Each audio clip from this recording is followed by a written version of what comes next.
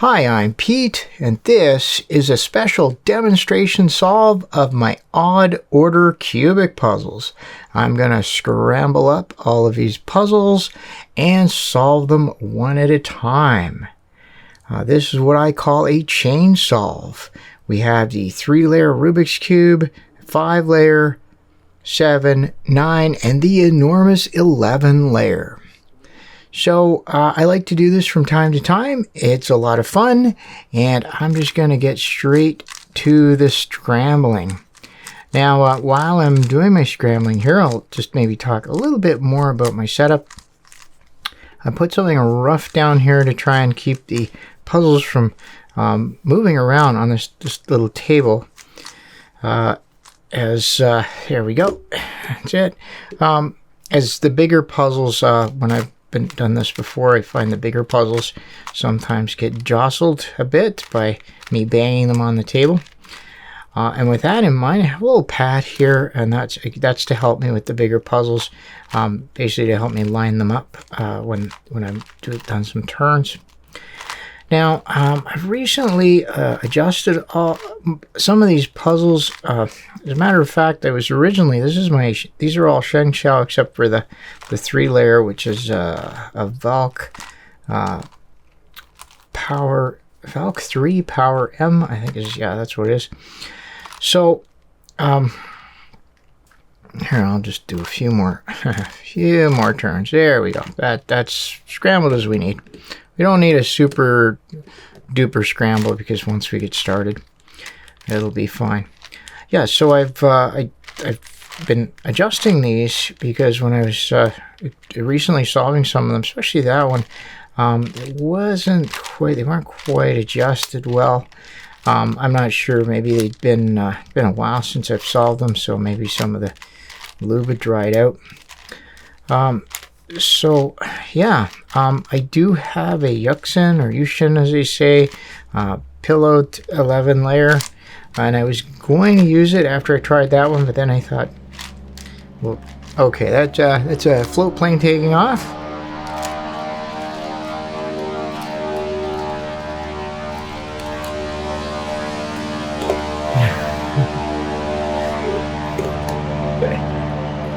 Okay. That's one of the things about living in the north. I have a water runway about 1.5 blocks from my house, so that's what you hear in the summer. Okay. Oh, this is great. So yeah. So anyway, to get back to my 11-layer, I just decided to give that one another chance. The first time I recently tried to solve it, and it was just not quite turning it all that well, but I think I don't keep records on what puzzles I've solved over the years, like how many solves a puzzle has, so I suspect I just haven't had very many solves on that puzzle, and it wasn't really broken in, plus it was the adjustments wasn't really adjusted all that well. So anyway, did some adjusting, and I think everything's good, but that's the whole part of the fun of all of this, right? Maybe you haven't solved a puzzle in a while.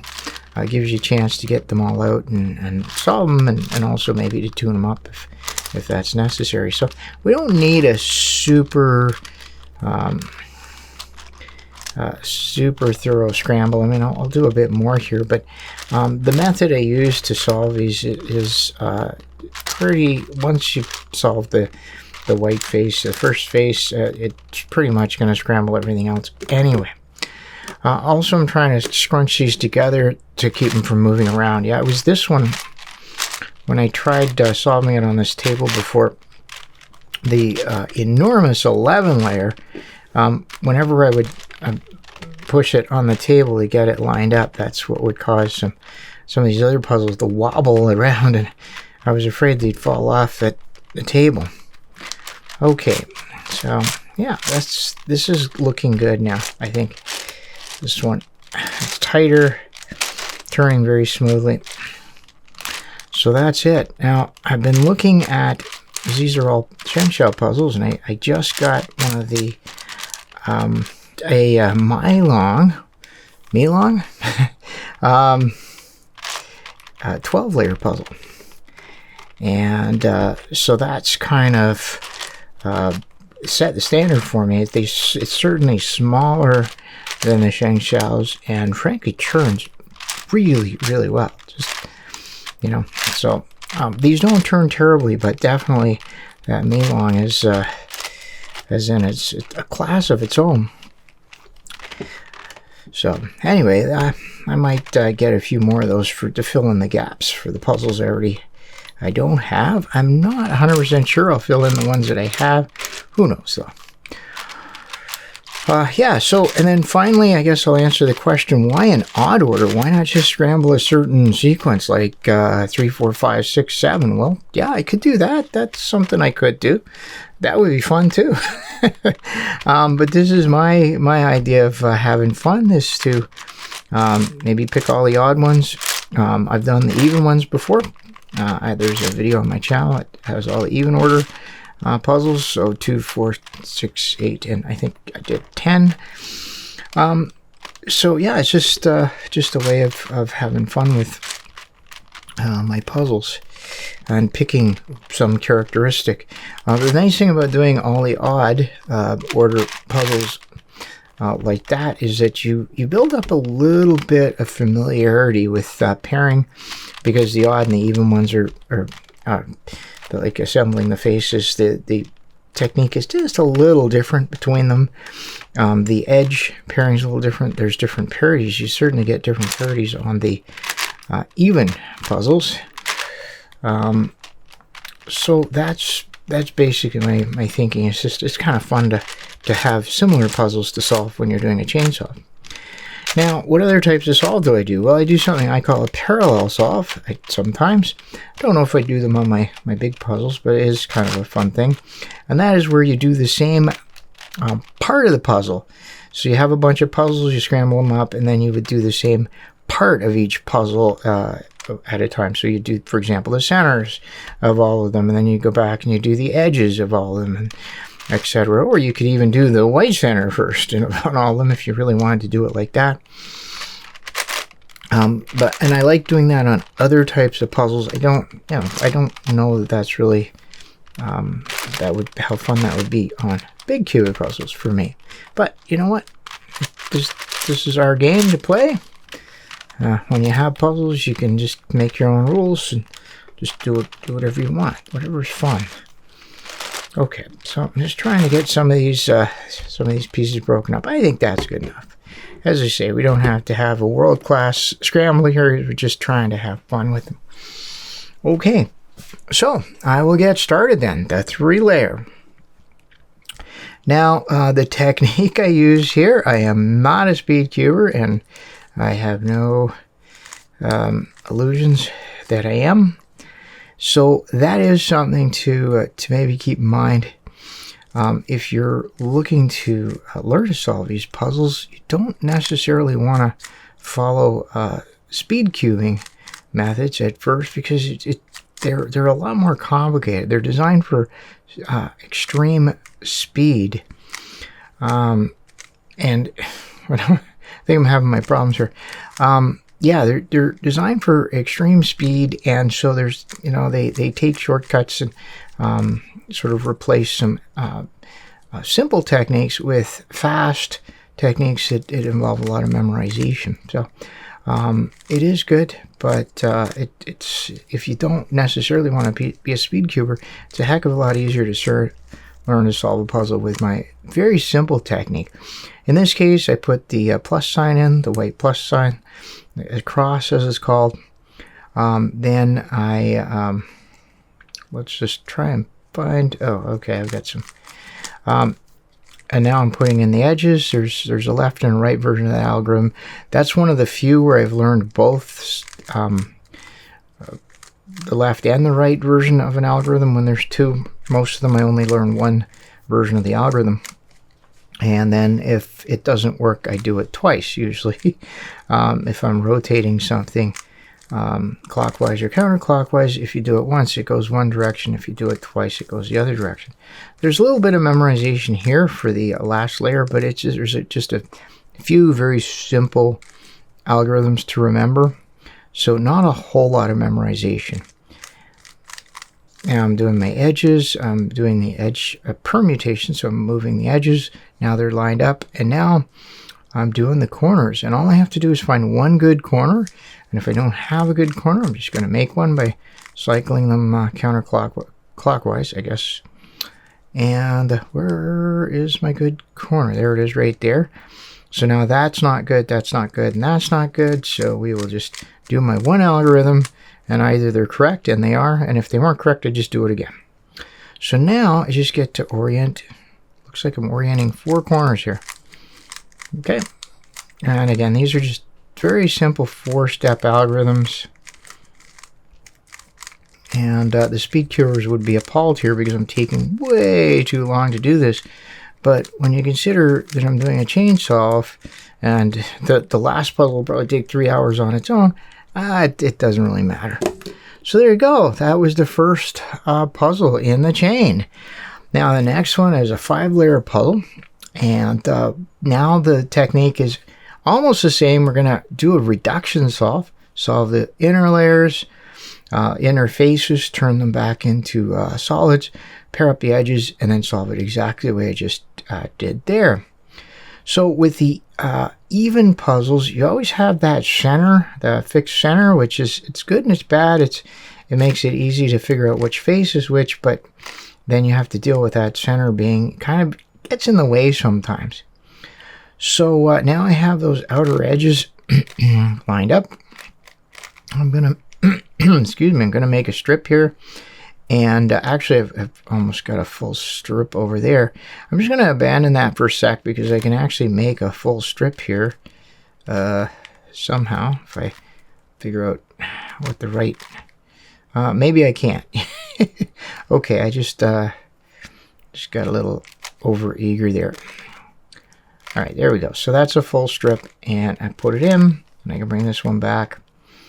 And now I have 2 of them, and I just need to find the third one. There it is.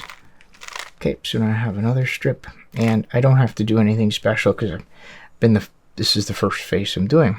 So have the white face done. Now I'm going to assemble the yellow, and just looking, there you go. I have one that's on its own, and now notice I turned it up, I turned the piece off and then turn it down. That's because we have to preserve the white that we have now. So here's one where I have a strip of pieces, and I'm going to bring this down, and okay, well I didn't mean to do that. So I want to put the piece that I need there. It's right there. So now I just rotate this and go in. Yeah, that's okay. And as long as we remember it goes pretty quickly, as long as we remember to always undo what we've done.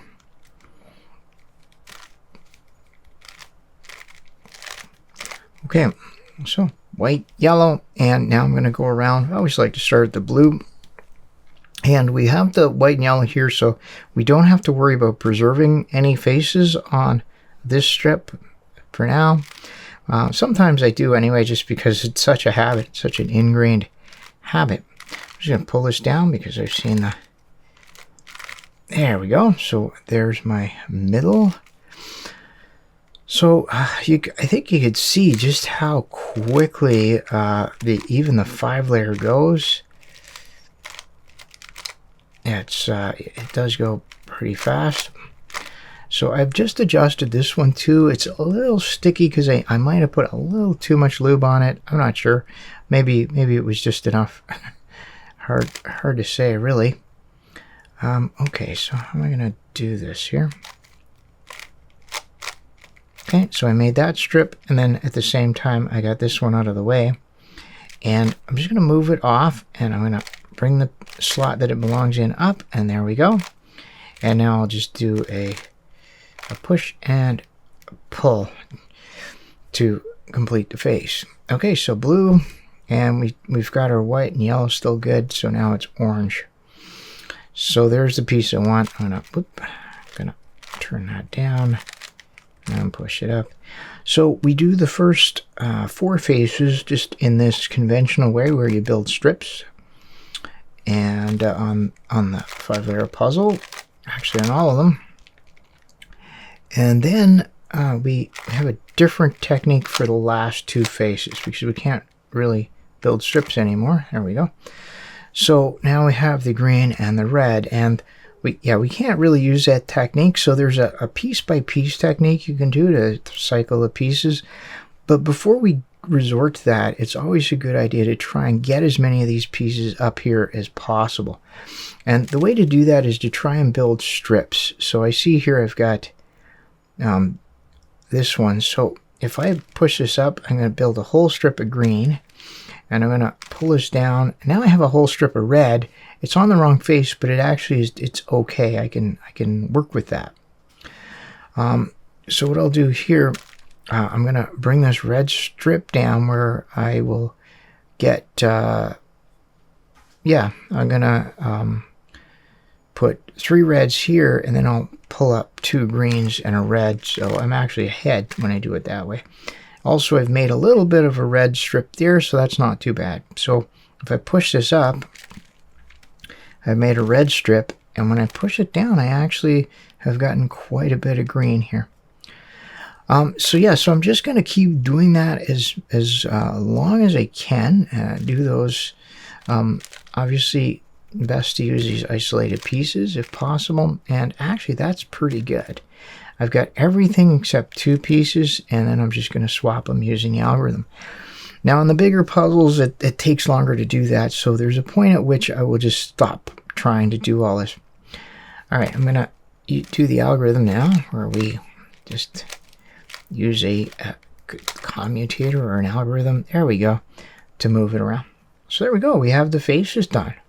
Nice. We didn't have to worry about our color scheme because the odd order puzzles have the centers.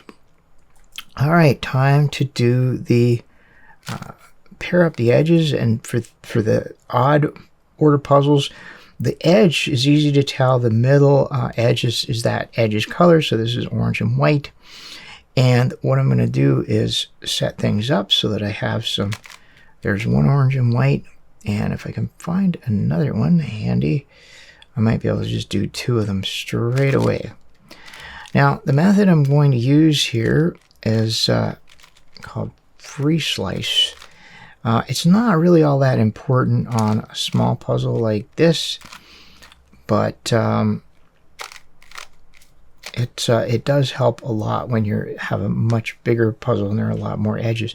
What the free slice is that you can turn the layers to build your piece, and that works perfectly fine as long as you always are very careful not to rotate the faces, right? If you do something up, you have to put it back, and then you can just free slice the layers. And using this technique, you can get the first 8 edges done much quicker than you would with the other method. So this is the piece that I need, but it's in the wrong orientation, so I'm just going to put it up and bring this down. And I got to be careful not to bring one down that I've already assembled, because it'll get wrecked in the free slice. So this one goes down here. I need the opposite color than what's showing, so that's how I determine which piece, or how to bring the piece down. So I already have that one. I'll just bring that up here. Okay, and so I have this red, and unfortunately it's the wrong orientation, so in order to do it I have to flip one of them around. I might as well just flip this one. There we go. Okay, so I flipped that middle down, so now that's good. And yeah, you got to be careful also about turning the edge completely up.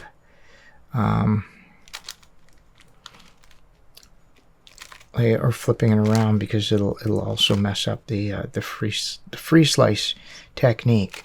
So yeah, it can be a little dodgy doing this. So what I'm doing here is trying to get as many of the white edges done as possible, just because they stand out. You can start with any that you want. Now, let's see here. Okay, so that will go but then I need to find the there it is. So there's the middle that goes with that. And in order to make this work, it has to be the green has to be over there. So I've arranged it that way, and so now I can just assemble the white edge, that last white and green edge. Okay, and I've just pulled down the last unsolved edge from the yellow face here. So what I'm going to do at this point is flip it over, because I don't need any of these, and then I'm going to do 4 more. And at this point, it's the yellow. So I'm just going to start here. I see I have the other one that goes there, but I have to flip it around. So I will pick one. I could have picked that one, but it already has 2 pieces done. So might want to just try to preserve that if possible. Who knows? Okay. Yeah, so with that in mind, since I already have 2 of those done, I might as well just go ahead and do that one. Okay, so yeah, I don't have to do the yellow if it's just if I have something that's ready to go, that'll be a little easier to do. Okay, so there we go. Now I see something. Let's see. Oh no, that's fine. Yeah, this one looks good too. Okay, so this is red and blue, and they're both here. So I'll try and figure out. I need the blue here. So that means I'll bring this one up. There we go. And I just assemble those. So that's the difference between the free slice and the other method, where you have to bring it up, bring something down, and then undo the slice every time. So it's a little more efficient, but it's a little riskier. So I have these 2 here. I'm just gonna put something that's not correct in there, and then I'm going to bring these down so that the green is visible. I'll put those together. Yeah, this method goes pretty quickly, and it's especially good for big cubes. Okay, so that's it. Now I have 4 assembled edges here, 4 assembled edges here, and I have 4 that are not assembled. But before I do anything else, I have to put the slices back. And this is where you find out whether you've done it or not. But you know what? If you made a mistake and have messed up the phases, it's usually pretty easy to fix them at this stage. And the only damage you're going to do are to edges that are already just not assembled properly. So it's actually not bad. So what I'm going to do, this is blue and yellow here. It's blue and yellow. So I have to flip it around. Okay, so that one's going to go there. But what I like to do, and it makes the game more interesting for me when I'm doing this anyway, is whenever I put one in, I also like to bring down one that solves that piece. So in this case, I need blue and orange. And I need a blue and orange up there, and it's got to have blue.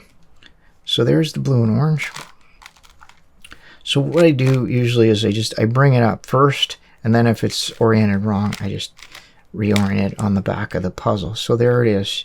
So now I'm set. So I'm going to solve this piece, pull down the new piece, and solve that piece. It just, to me, I like playing the game that way. And I also like to try and complete a set when I'm working on it. Some people like to do the inner layers, and I've done that before quite a bit. I don't think it really matters, but it's kind of fun. Do different ways. So that one's going to go over. We'll solve that, and then I want an orange and yellow, which is right there. That's the wrong piece there, so we'll find the other one. There it is. So that's the right piece, but it has to be reoriented. And here we go. So I pull it over, it'll solve that edge. Bring it down, and we solve that piece. Not a bad deal. Now, I would normally just have grabbed this one because I have the orange and yellow here, and that one would solve it. But I see this. I don't like this. If I can avoid having flipped edges, I'm going to try to do that. So the piece that goes here is actually right here. So I'm actually going to put that in. Actually, wait a sec. That's going to solve this one too. So, okay, well, it shows you. All right.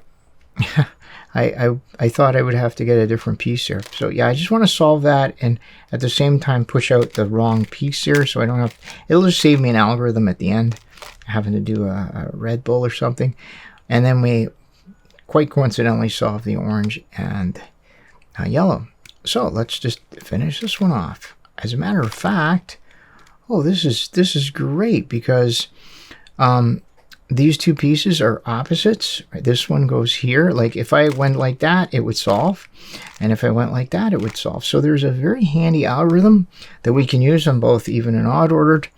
And it flips these two pieces and it has no other side effects. So we'll just do it.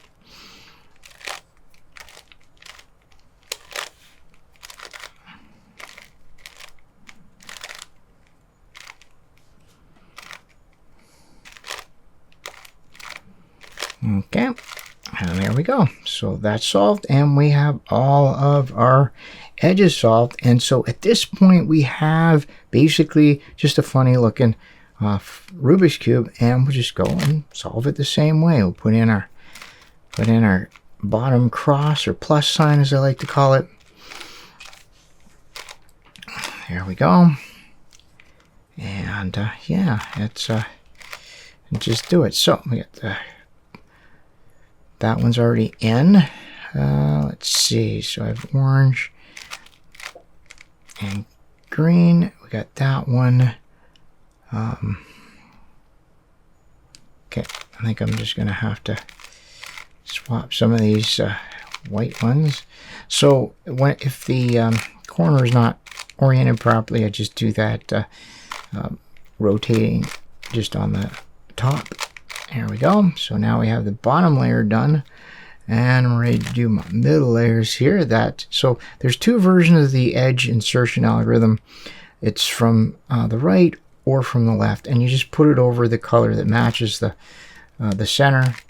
Yeah, you put it over the matching center, and then you do whichever one's appropriate. And when you do the algorithm, it just syncs those up. It's a very handy algorithm to use, and I use it quite a lot. So. That's why I do it. Now, you know, I used to use the Friedrich method to assemble the edges and corners on the top. It's perfectly fine if you want to do that. For me, you know, it's just, there's a lot of memorization involved, and, you know, it's my weakness, and, you know, I'd not be all that fast at it, so I don't fool with it. It's just easier to do it this step-by-step method. Okay, there we go. So now we have all our edges, middle layer edges done, and now it's just the top layer, and you see the edges are all oriented. I find a good edge, 3 bad ones, that has to be the case, and then I just do this algorithm, which is called Soon or Suni, and if it works, that's great. If it doesn't work, I do it again. And there is a clockwise and counterclockwise version, but I don't bother. I just know one. So we don't have to do any corner permutation or move the corners. We just have to do 2 orientations. So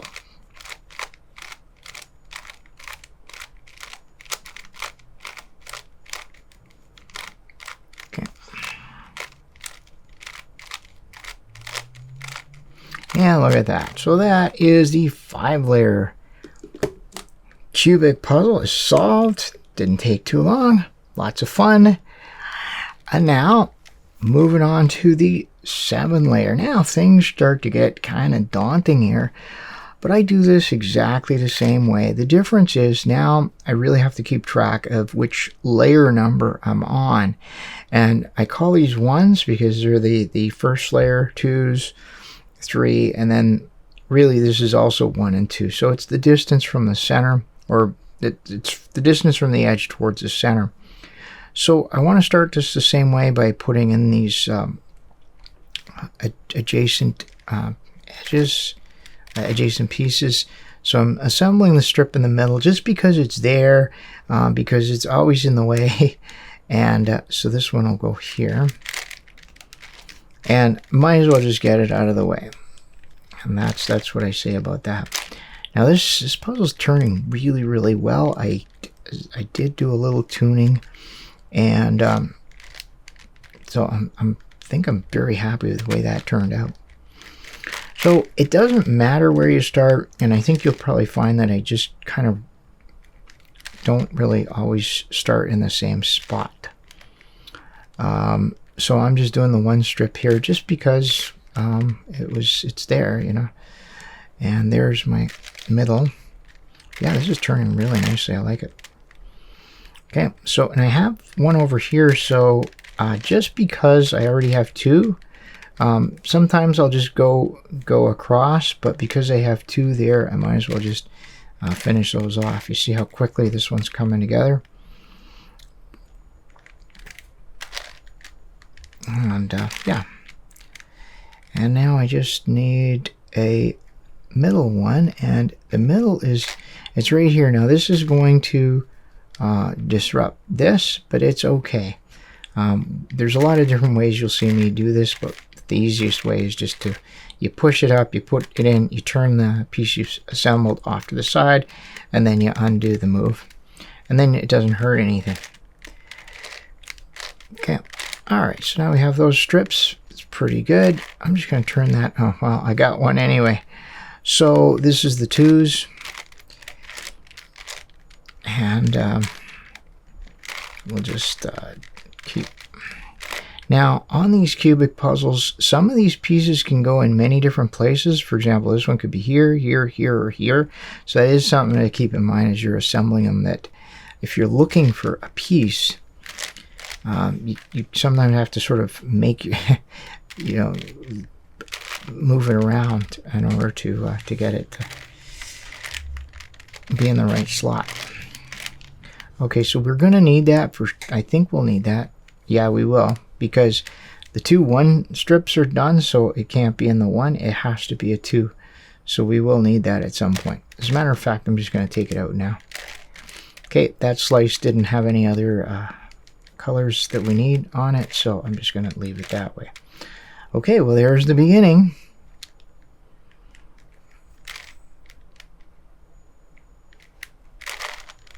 There we go. I'll just do that one and one more right here. And so here's the other way to do that. So this one belongs there. What I'll do is I'll bring this slot down. I'll bring it right here, and then I will turn this piece until it's in the slot. Okay, and we don't need to do this right now, the push into the same color and pull down, flip and turn down, but just a good habit to get into. So there's the white. Now we'll put the yellow together, and you know, the way this goes, it can sort of seem like a slog as you're doing it. I like to try to have fun on it, but the fact is that, you know, some parts of the solve are just a bit tedious. Okay, I'm not sure if yeah, I did need to do that. So I'm just assembling this this middle strip here on the yellow face. So what happens after a while is it does start to get, whoop,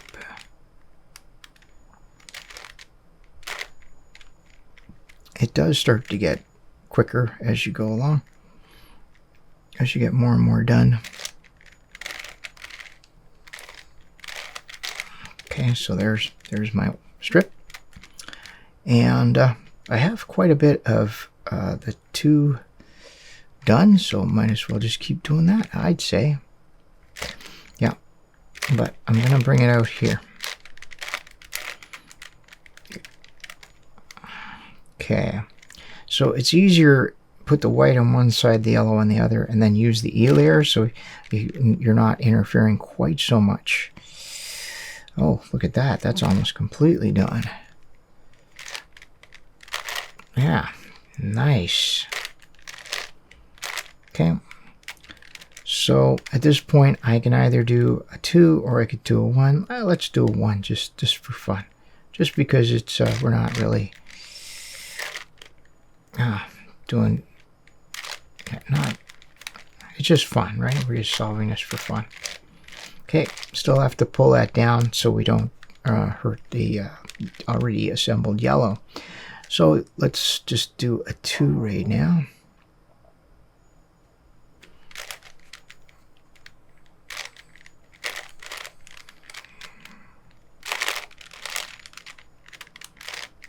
Okay, and again, that just goes together very quickly on a relatively small puzzle. Cubic puzzle, as far as that goes, well, it's funny to say that, right? 7 layers, small puzzle. But you see the giant puzzle we have there at the end, enormous. Okay. And where is the other one? I gotta have another piece here somewhere. Always look in there. There it is, right there.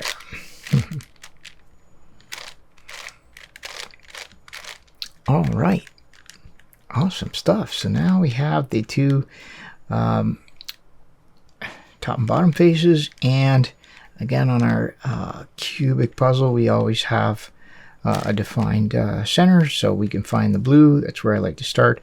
And this one, oh, there you go. So the center strip is done for us already. You get lucky sometimes like that, so I'll take it. What are we going to do here? So I have that center strip, and I like to keep the strips I've done going this way. It gives you a little more room. There's 2, so I think I will go with that. Now, because I'm on the E layer, I didn't have to worry about assembling stuff, putting stuff back. Okay, and this is the blue face, the only one we can get away with that. So making some good progress here. Now, I normally prefer to work below, but obviously I got to take what I can get. So, but anyway, that's a good start for the one strip. So just one more to go. It's right there, so I'll just pull. That's the slot it goes in, and pull it up. There we go.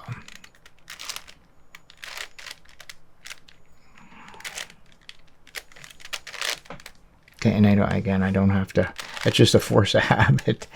So there's 2 right there. So what I'll do, this one actually belongs here if I turn these. So I'm going to push this up because there's nothing there that I need.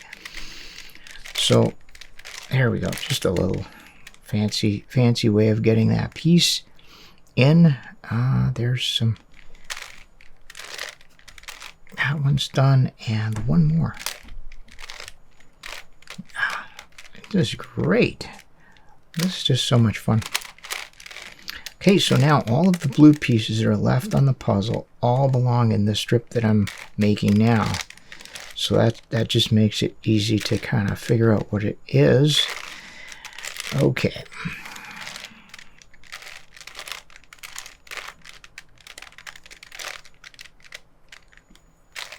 Okay, and that one's going to go up here, and I also have to put it back. Nice. So there's the blue. And now we're going to do the orange. There's only 4 faces on the puzzle that we can do this sort of conventional way, and then we have to resort to a slightly different technique. So I'm going to move this one up here, and it's a wing. It's a 180 degree turn, so I had to put everything back. I have that, which I'll take advantage of. Okay, and then one more here, which I think I'll take that one. Just trying to leave myself, because I have some other pieces that would make better strips here. So this one, very good. Look at that. Got that, and now I'm going to put those back. Really like the way this puzzle is turning. Really going really nice. Okay, I like that.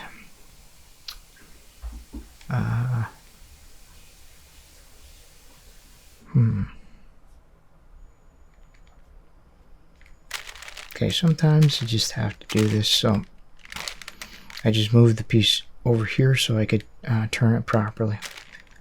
That's the slot. There it goes. And that piece goes there, and same thing kind of thing. I just move it out so I can deal with it a little easier. What did I just do? Did I just make something that I didn't intend to make? Oh no, I'm doing a one.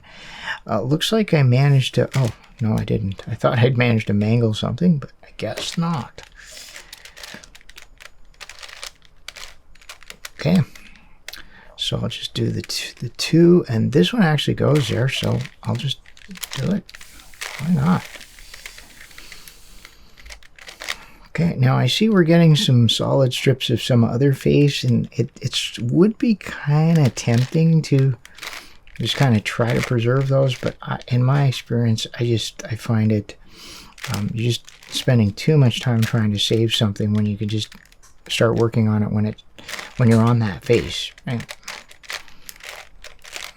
So, okay, so blue, and we have one more to go here. And I'm going to put this here because I actually do want this one to be on its own face. Well, I guess I couldn't do that. There we go. So there's that one.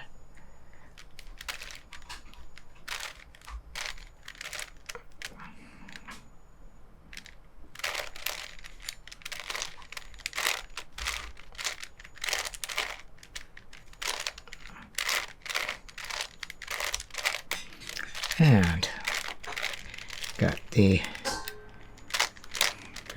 orange. And you see why it's important to have smoothly turning faces even on these big puzzles, because you're doing a lot of those quick turns and it will really slow you down if you don't. So now we're on the last two faces, and this is a green, this is a red, and now I think maybe this technique I was showing before where you're trying to assemble bits, it may be clearer what we're trying to do and why it's difficult with the higher piece counts. So I can do that. Now it's okay if I do this because I'm trying to build something, so it's not like I'm yeah, so this, for example, I can pull this green down. Right, now I've made a whole strip of green, and I can put it right back up. That's good. I've got a whole strip of red, and I want to maximize that by bringing it down here and then pulling that whole strip of green down. There we go. So I think we're doing quite well on the swapping. As a matter of fact, I don't really see it being any productive at this point. So now we just use the algorithm, and we can do 1 and 2 at a time. So I'm going to do that one.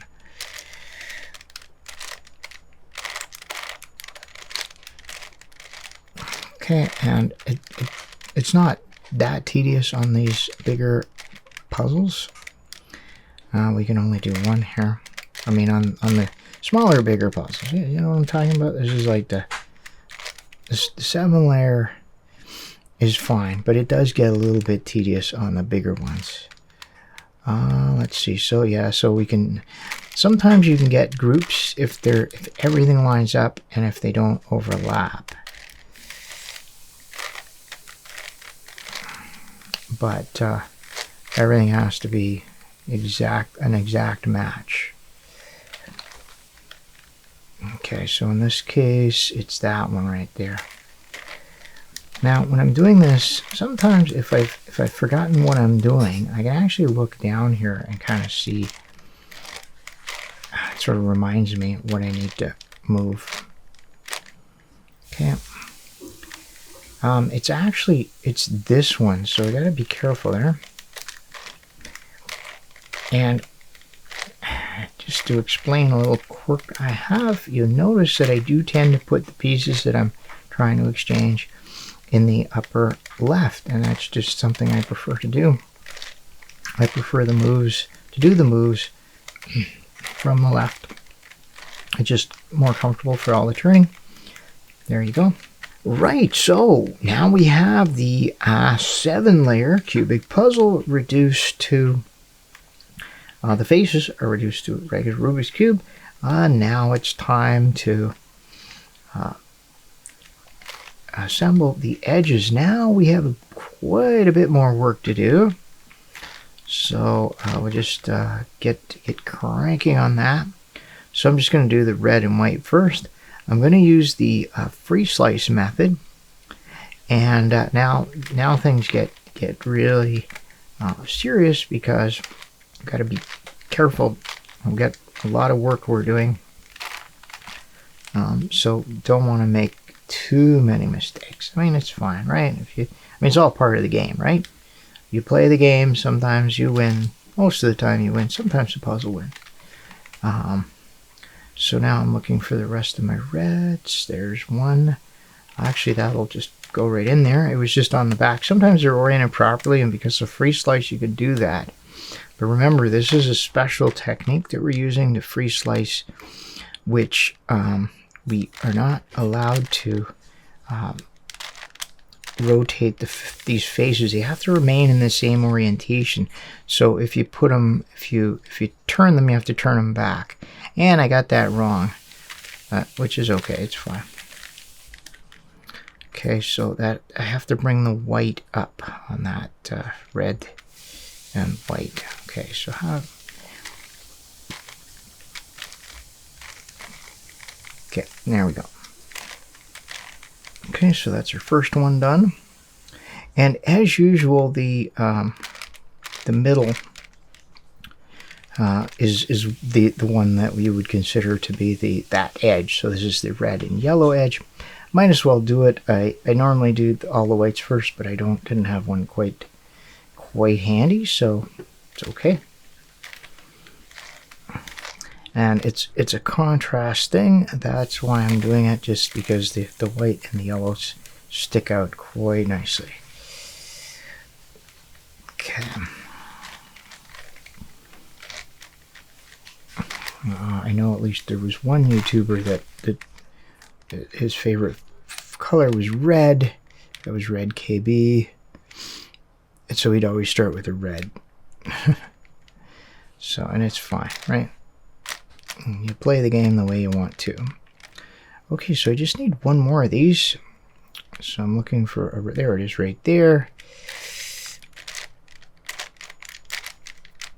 Okay, and yeah, so a lot of times where I've made a mistake, it's because I've turned something up and forgot to turn it down. I'll turn the face up. Yeah, or do something like this where I'd prefer that it be over here, because when I'm not free slicing, I actually have a particular face, and I'll move all the pieces to it. But in this case, if I flip this over, that would ruin the free slice. So here's the blue and yellow, and let's just take it right where it is. Okay, blue and yellow. And I want the blue to be visible on this side. That gives us the proper position.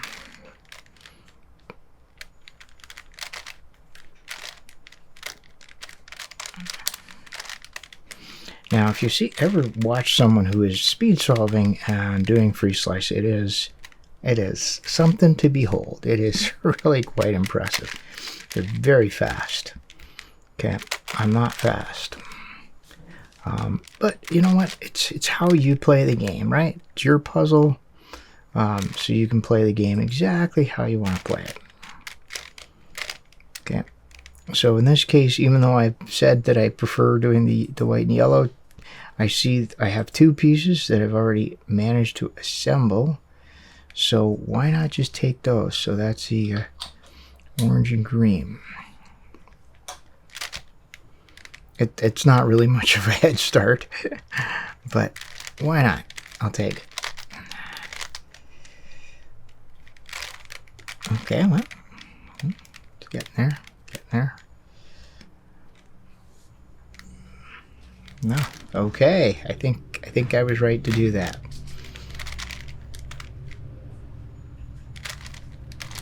Because I've got two more there. Now, for the last one you put up, you push away one that's already been done, and then you bring down one that isn't. So these are all good. So I'm going to flip this over now. And I'm going to keep cranking away here. Now I see a bunch of these white and greens, so I might as well just bring this down. This is the biggie. This is the middle. And I think I just have one more to do, and I see it up here somewhere. I think I saw it. Maybe I didn't.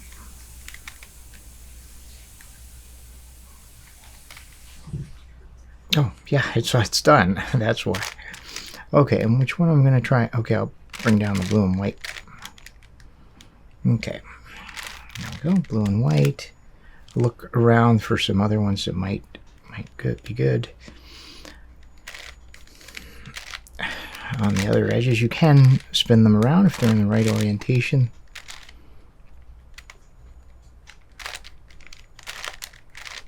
Okay. Yeah, what a fun thing to do, you know, just do this. And now you see that I'm doing this, I'm doing quite a few in order, but I will take a break at some point. And you know, you don't want it to be a slog. You want to enjoy it, right? Okay, so this is yellow and orange, and we need the orange to be pointing up. There's one. And of course it's getting easier as we go along here. Now the nice thing there is I knocked one out that was wrong, because if we have them wrong and they're upside down, it makes for a challenging end game for the edge assembly. There we go. And so yeah. So try to avoid that if we can. Okay, so that one's done. Ooh, getting towards the end here. So I have an orange and white, and of course these two are actually would be wrong, but I'm just flipping the edge itself just to save myself a little bit of. Well, it doesn't really save anything, does it? Okay, so I got those in. But one of the pieces I just moved out of there. There we go. Just got to be careful as we get towards the end here, not to pull down anything that's that's already been fixed, that's already been assembled, solved. Okay, yeah. So here I gotta really watch it. I only have this one edge that I can pull down. Okay, that's a good problem to have, though. Okay, is that it? Yeah, that's it. So now I have only one edge that hasn't been solved, so that's the last one. And now I have 4 solved edges on the bottom, 4 on the top. The last time I did it, it was I did white and yellow. This time I just did whatever. And now we'll put our slices together. And if I didn't do anything wrong, they'll all go good. If they're a bit mangled, then you just have to fix them up. And usually you can do that without too much trouble. Okay, that's actually looking pretty good. So red, and I have red and blue, and I gotta have red and green here, but let's just see. Yeah, let's just do red and blue then. Okay, so now we can start doing it. Now we gotta be careful when we're switching modes here that yeah, that we remember what this is. So this will go over and solve that, but I want to bring something down, and I like to try to fix something. Unfortunately, the one that belongs here is right there, so that's not really going to help me. So what I really want to do then is bring down something that I really don't care about. There we go. That one's good. Oops. Okay, well, I didn't I really didn't mean to do that one, because now I have those two flipped around. I'd rather not do that. So one of the other differences when I'm not doing the free slices, I like to try and assemble, for the first couple, complete edge, if possible, right at the beginning here. And I like to get a couple done. Now, as we get towards the end, I'll go back and forth on them, just and try and get things trying to avoid parity errors or parity issues and flipped edges and stuff. Okay, this one goes over. That'll solve that. That one goes over. That'll solve that. But I want to find a red and green, at least for one of them. There's one, but that's the wrong orientation. That one, though. Okay, so yeah, so this one, nope, that's not it. Huh. Okay, well, that one doesn't matter. And you know what? I'm just going to go solve these. And the ones that are going in there won't solve either one, but they won't really matter. So why not? So look at that. I've got another solved one. So now we have a lot of red and greens here. So let's see if I can get that to work. Yeah, all of those. But in order to put all of these in, I have to find another edge that I don't care about. Well, that one right there. That's pretty mangled. I may regret doing it this way. Yeah, so this is one thing that I found with free slice. Whoops. What's going on here? Oh. That it does tend to give you a whole bunch of mangled edges. I don't know if that was good or not. I don't know. Was I supposed to? I'm not 100% sure. I may have. Okay, well, I don't know. So that one goes in there. It'll knock out one that's bad, and it'll give me that. And then this one, what I want is blue and orange, which I actually saw. There it is, blue and orange. And that's actually the right orientation. So let's just do it. Oh, nice. Now you see these two are flipped around, which is a bit of a problem, but it's not too bad. Okay. So this is going to be the first algorithm on this one. We have that algorithm. This one goes there. You can see that it goes there. And that one goes there. So we use the swap across algorithm.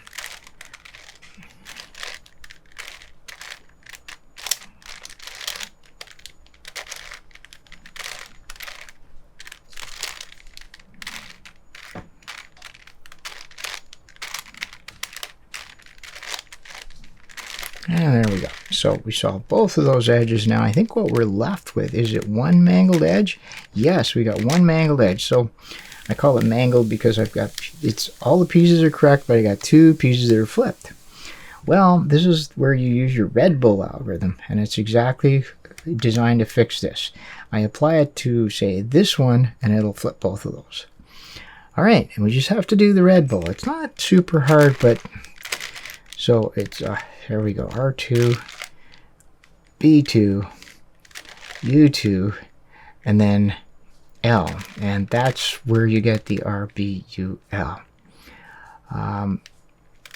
U2, R prime, U2, R, to F2, R,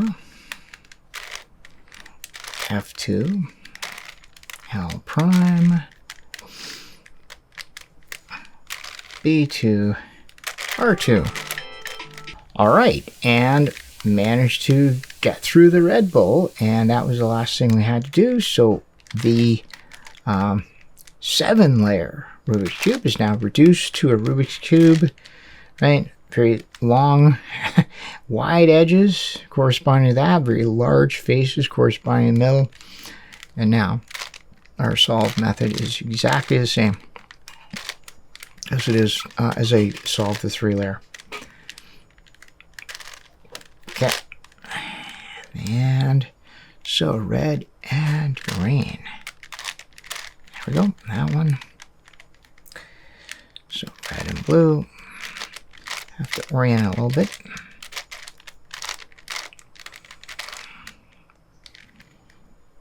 Okay. Blue and oops. Okay, I messed that up. Not right. So I'll just put that one in. So that was blue and green, not No, that was green and orange. Oh my, I gotta learn my colors one of these days. Okay, we got it. We got it. Okay, so now I have the bottom cross, the corners, and now that those edges, and we'll just go from there.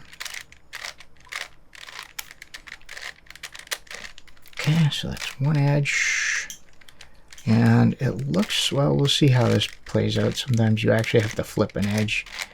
I like to do all the ones I can first. Okay, yeah, so this one and this one are flipped, so all you really do there is you just take one from the top.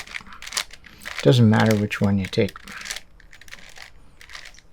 Okay, and now it ends up, here it is, and now we'll just continue the same process that I was doing for all the other ones.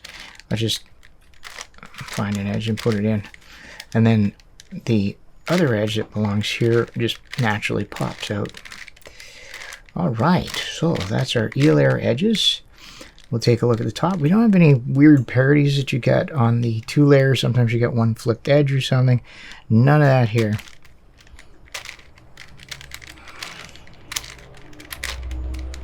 Okay, now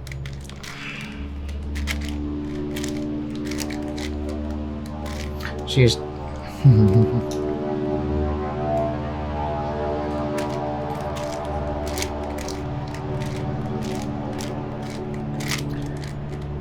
so yeah, so a speed cuber, that last little, those 2 algorithms I did back to back, would combine them into one massive one and would know that case. As I say, I'm not that good at memorization. It doesn't appeal to me, so why not just make things easier and just have 2 different algorithms for 2 different cases memorized. Yeah, and just use them one at a time. Okay, so what I've been doing now is I've been cycling the corners, and now we're left with corner rotations to do. This is a 4-step algorithm that we do twice, and then if that doesn't work, we do it one more time, because there's only three orientations a corner can be in. So if you rotate it once, there we go. Yeah, if you rotate the corner once and it's not right, you rotate it again. If you rotate it a 3rd time, it would be back to where it started. That is the 7-layer cubic puzzle solved. We are cranking through these.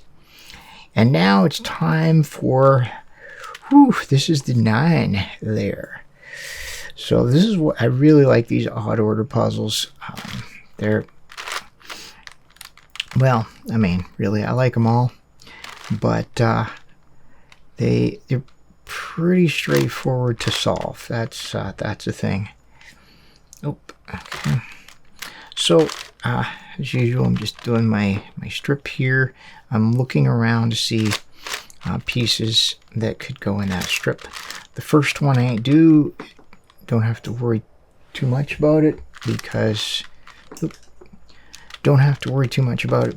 it's there's no other faces done. Okay, great. Yeah, this is turning quite nicely. I might tighten it up a little bit. You never know. I think puzzles do require a bit of maintenance from time to time. So, and then my choice to do which strip to do is sort of made for me, because that's just too good to pass up.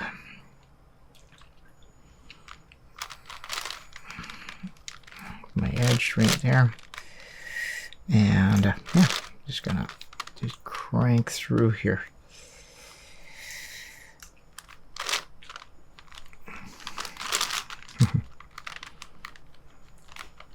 Now,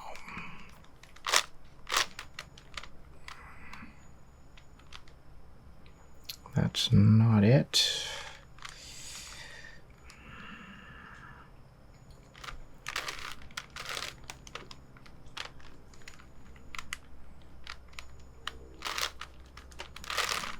Okay, and there we go. So it wasn't quite as fast as I would have thought with having such a good start, but oh well. So in this case, I've got 3 that are done here, and my brain is kind of tuned to looking for the third strip now, so I kind of want to take advantage of that. That's my thinking anyway. I don't know if that's right or not, but I don't know what I sort of think about it. And yeah, so we're able to kind of find pieces pretty quickly. Okay. Whoops, wasn't it? Okay, so I can go over here. That's not a problem. Just have to be kind of careful. Yeah, where am I? I'm looking for pieces. That's one of them. Nope, it's not. It's got to be here somewhere.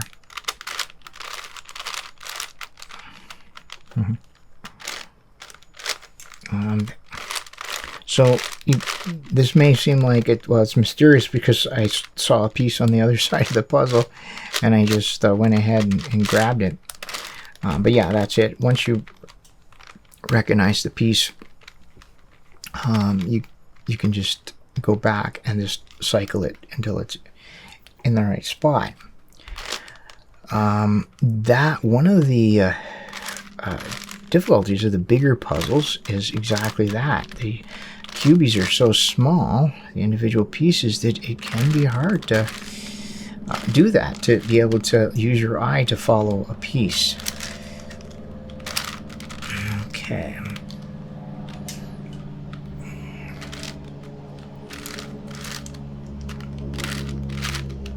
Okay, so that was the second one. That went very fast. Okay, and since I'm doing it for this puzzle, why not just keep doing that? I did the three strips. Might as well just do both two strips right now.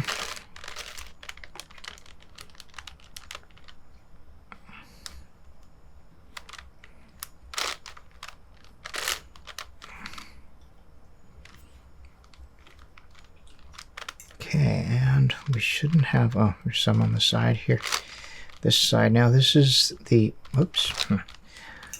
Now this is right here, so I do have to be a little more careful, but it's not too bad. So this one goes right here. Yep. So I can pull that down. Yeah, so once the cubies get really small, it can be hard to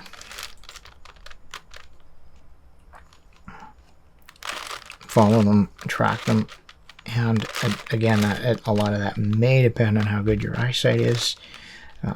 My eyesight is not super great, not terrible, not super great, but when I'm under the video lights, it's really much more difficult to see things.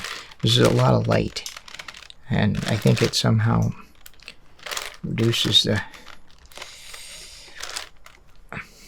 my ability to quickly distinguish things, I think, anyway. Okay, so I'm just building on one strip here,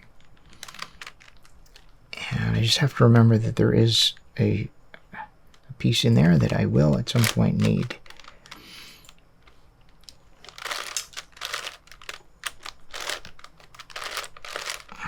Okay, and at this point, what I'll do, I'll push that in, and then I'll pull this out. Okay, sometimes you'll end up bringing a few more in there as well, but in this case it worked out.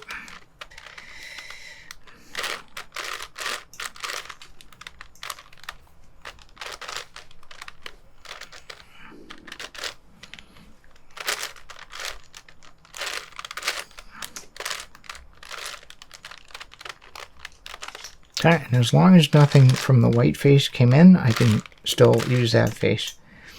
But now that I've done all that, I'm going to have to get everything back here.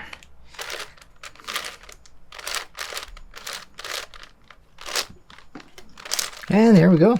White face on the 9-layer cubic puzzle is done. Now do the same thing on the 11-layer, but the difference is 11-layer. The yellow face. Of course, I'm jumping ahead here. yeah.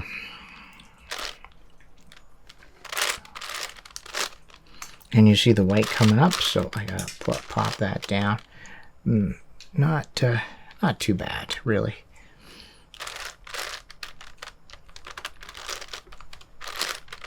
Okay, so there's another one, and I just need one more, and there it is. Okay, and we're off. I see there's 3 right there, so why not keep doing that? Yeah, I like that.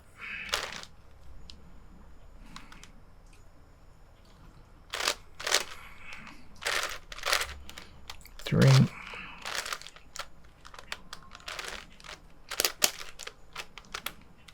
Okay, so as long as I'm working around here, I don't have to be as careful.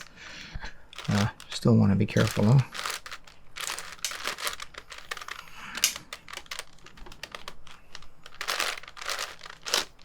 And now you definitely have to do the swap, proper formal swap, if you want to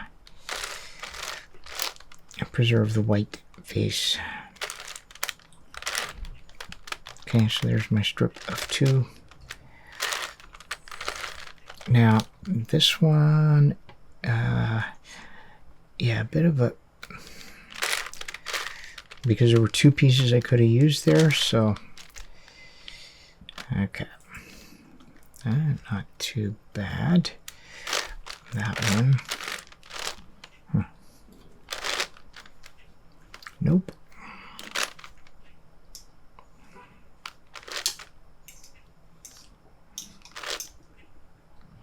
Okay, I gotta, there's that one, and then that one.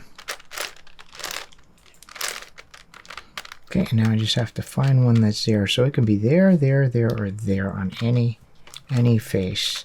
And there it is right there.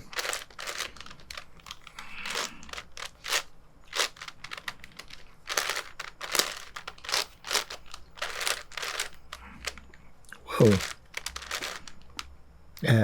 Don't know what I did there. Anyway, not a big crime. So yeah, let's just go ahead and do the one strip here. Oops, I think I replaced a piece that was already good. That's all right. No one saw that.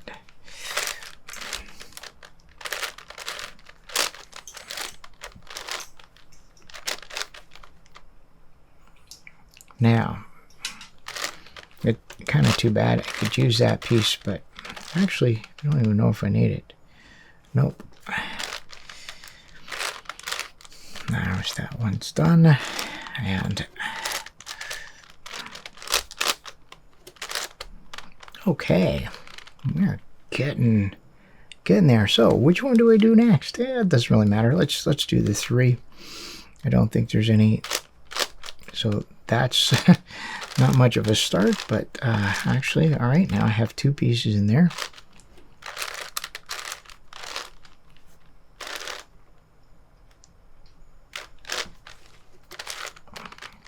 Okay, now I have 3, and so it goes.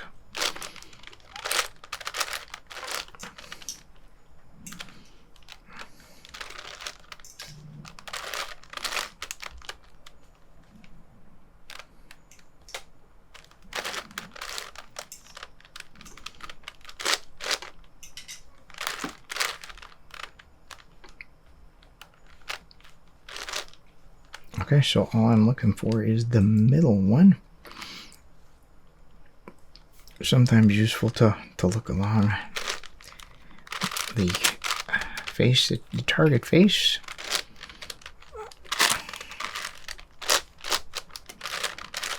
Okay, so I think I want those,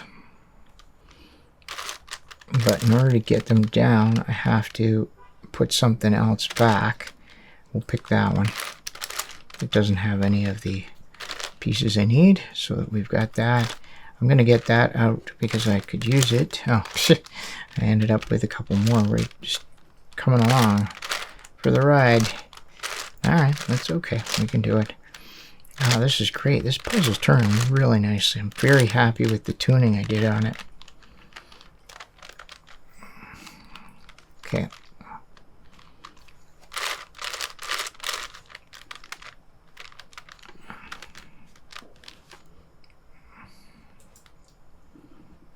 Okay, I think that is gonna be it. Yeah, right there, I think. Yep. I think I took the long way around there. Okay, the last one. Now, I can actually replace those two with a strip that doesn't have any yellow, and all of the yellow now are going to be part of this strip. So one way or the other. Okay, so there's two there. Okay, and we're just looking for one more. There it is. Awesome. Okay, got the white done, got the yellow done. Gonna start on the blue. And because we're on the E layer, I don't have to worry, at least at first here, what any other faces.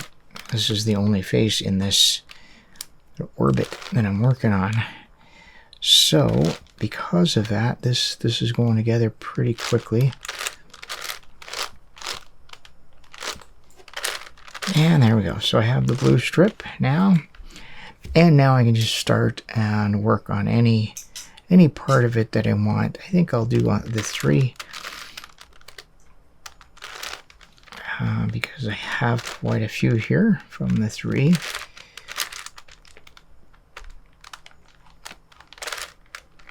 Okay, so I did quite a bit, and now I'm just going to go and see. Oh yeah, my blue strip is fine. It actually, I'm just keeping it up there at this point. I don't really have to worry about it too much. Okay, and one more. It's upside down, so I think that's the one. Yep, there you go. So this is my 3 strip, and because I'd like to take those, I will put this up, flip it around, and there was the decision for those were what? Oh, there it is, 3s. So there's my 3 strip here. I've got a couple more pieces for it.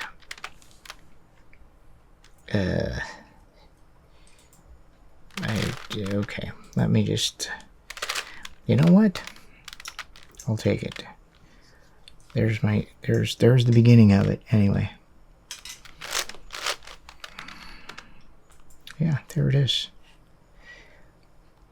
I don't need that one. But I do need one edge. Okay, just a couple more here.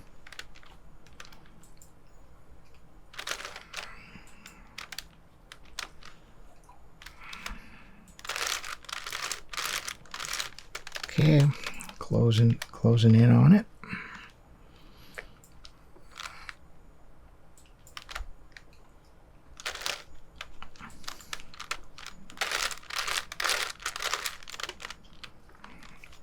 And then the big one, which is the middle, which we're going to have to pull down. Okay.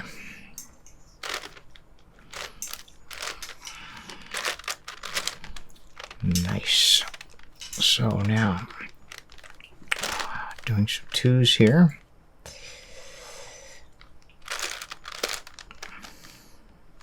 Oh, nice big chunk of them.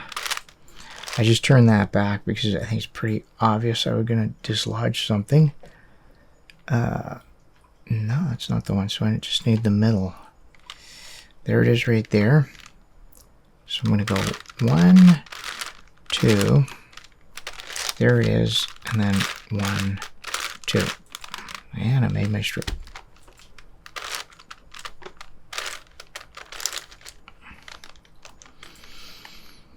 Okay. Got my next one here.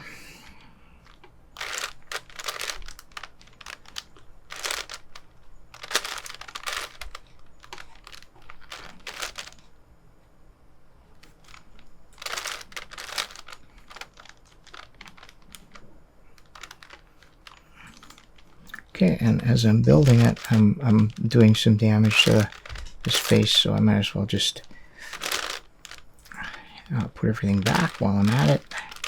There we go. Okay, and I'm pretty sure I saw a piece that I could use. Yep. Okay, and because I know that that's gonna, the middle ones always impact the face we're working on. I just went ahead and fixed it. Okay, so I'm looking for a piece that's there. It could be there, there, or there. So just quickly scan around. And as it so happens, it's right there. And unfortunately, I can move it out of the way here, but I can't really rotate it into position until I'm able to turn it away from the blue face. Okay. There we are. And now it's just the outside, the number ones. Okay, this is...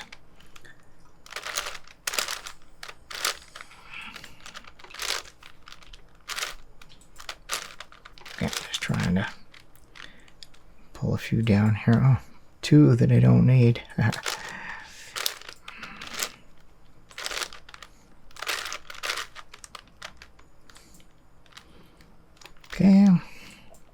Okay, I'm starting to mangle the blue face again, so just get that back.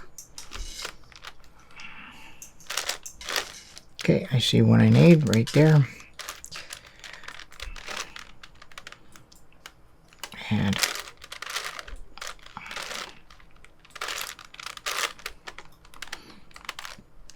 okay, and then finally this one.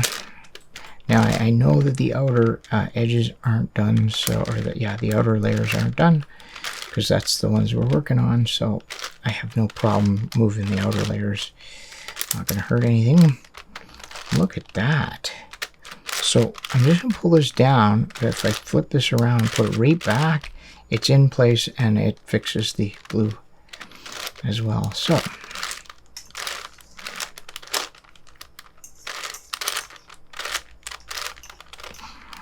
okay, almost there.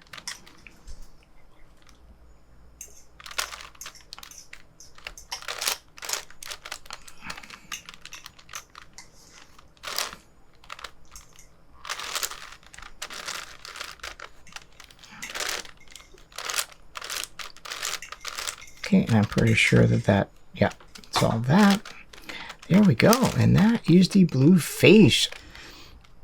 All right, so we have the blue face done, the white and the yellow, so we're just going to go along here and keep working. Here's the orange. I see two I could do there, so I'm just going to turn this whole thing down, turn it up. Actually, yeah, there we are.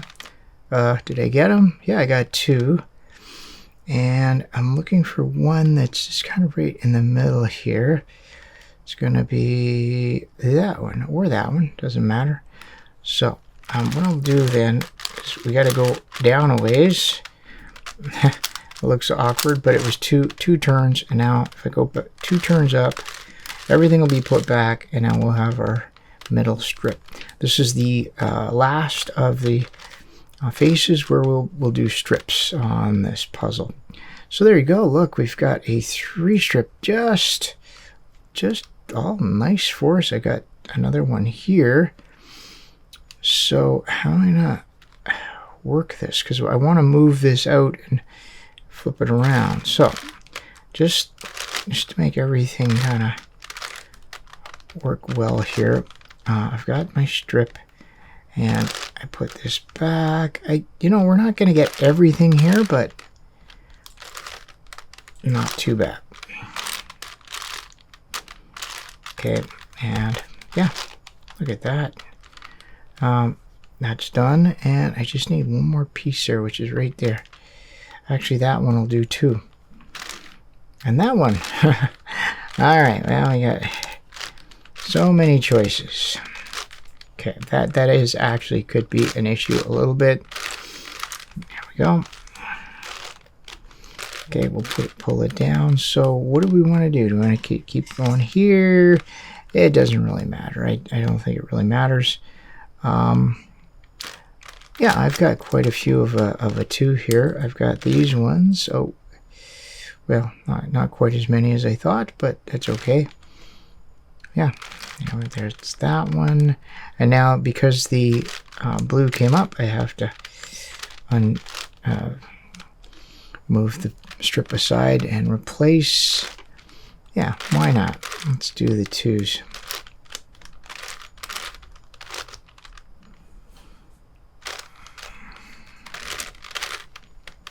And of course, this is going to happen as we get, closer to the end of this face. Okay, that's okay. There we go. Okay, so there's my 2 strip.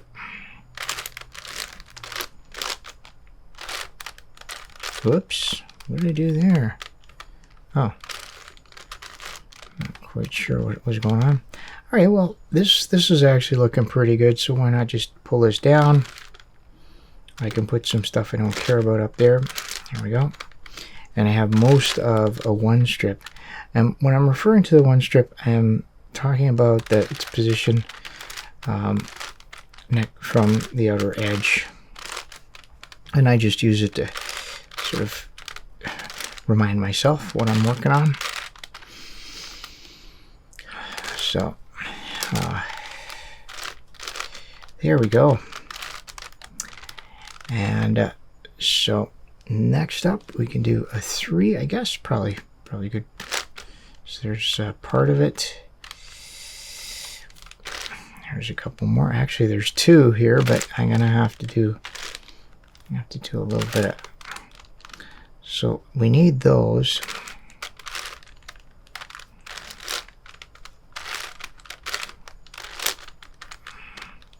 And the 2 pieces I pulled down actually go right there. So yeah, so we're just cranking through this.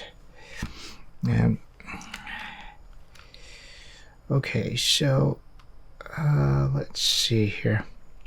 Just trying to, yeah, that's the piece we need. It's up there. Sort of start running out of room on the puzzle to do these, to move pieces around. So it's fine though. So there it is, and there's the piece. So I'll just swap it in there. Yeah, I'm really pleased with the way this puzzle's turning. Okay. So there's 2. I see we have 2 there. I'm going to pull them right down here, because we could use them. Well, we could use 1 anyway.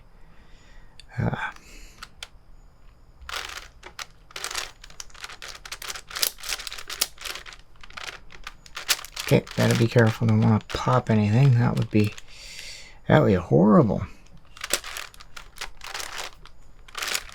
I got 2 in there.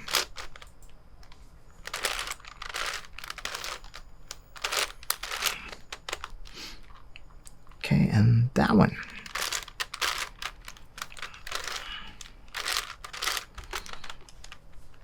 Okay, these puzzles are not too prone to popping, but I do want to be careful.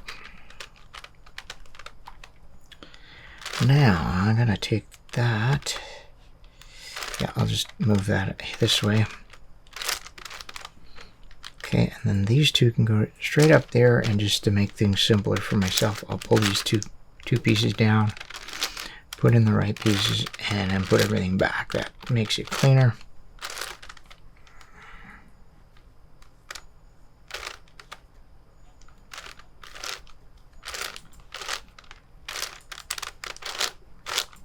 Oh, there we go. Because I would have had 2 on the same strip, which meant I would have had to take 1 out again. But by backing it off and only using the other one, I saved myself from having to do that. There we go. And there's the piece I need. I gotta pull way down here. But that's okay. I'm just about done here. So there's the piece. Goes there. Okay, it might seem daunting when we first start, but here we go. We've got 4 of the 6 faces done.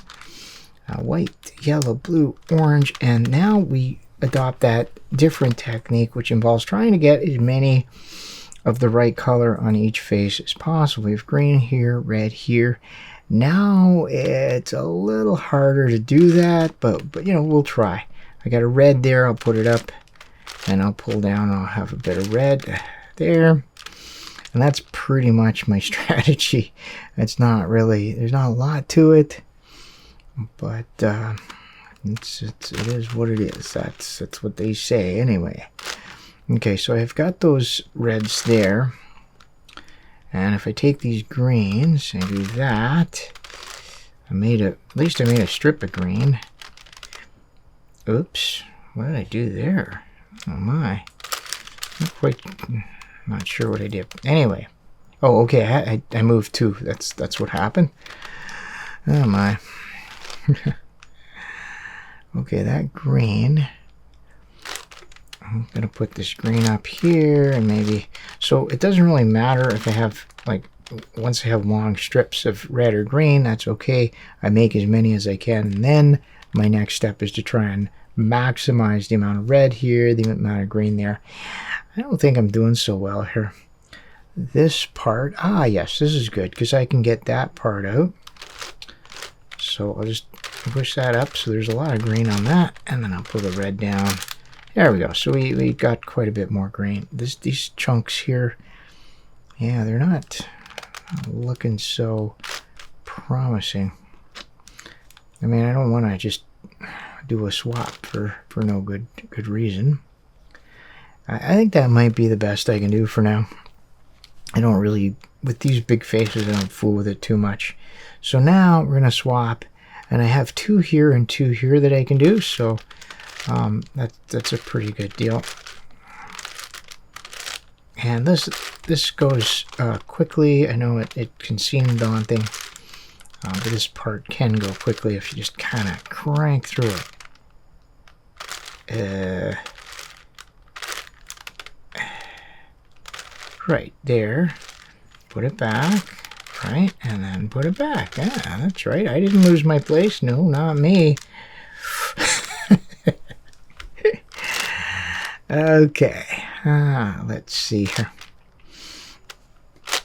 Okay, upper right corner. Now the pieces do shift around because of the way the faces rotate during the algorithm. So just because you didn't have a group or you know, at one time, you might actually have a group another time. So for example, here I've got these and these. They weren't there before, but as long as they don't overlap, we can do that. We can swap them 2 at a time, or even 3 or 4 at a time if we can get a group together. Looks like I've got another strip exactly the same. Yeah, so these 3, these 2, and those 2.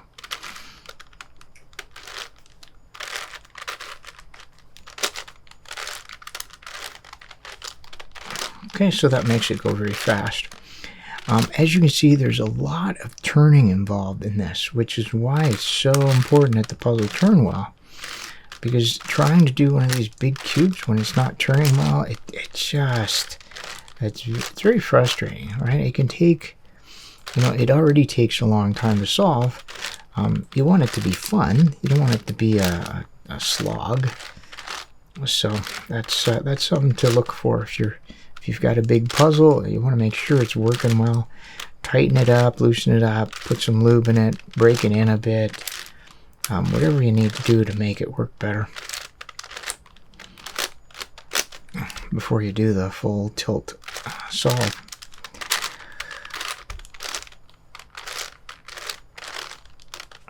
Yeah, and then you saw that well, I take breaks. I'm gonna do that one. I do take breaks on some of the big puzzles I solve. There's a particular time when I know I'll take a break, like the PETA makes after the first 3 faces and then 3 more, etc. On this puzzle, I don't really have a set time on doing a chainsaw. I don't really have a set time when I'm going to take a break, just whenever I get tired. But it is important to take breaks. Important to stand every 90 minutes and move around a bit, just for health. And if you get tired when you're doing this stuff, it can, you can start making mistakes, and no one wants to have to redo some trashed faces or trashed edges because you made a mistake. I mean, sometimes the puzzle does win. Okay, well, it looks like they might overlap, but they don't. So we got to be careful of that. Unfortunately, the two, so we'll do them one at a time. This one corresponds to that bottom one. We've also got to watch that.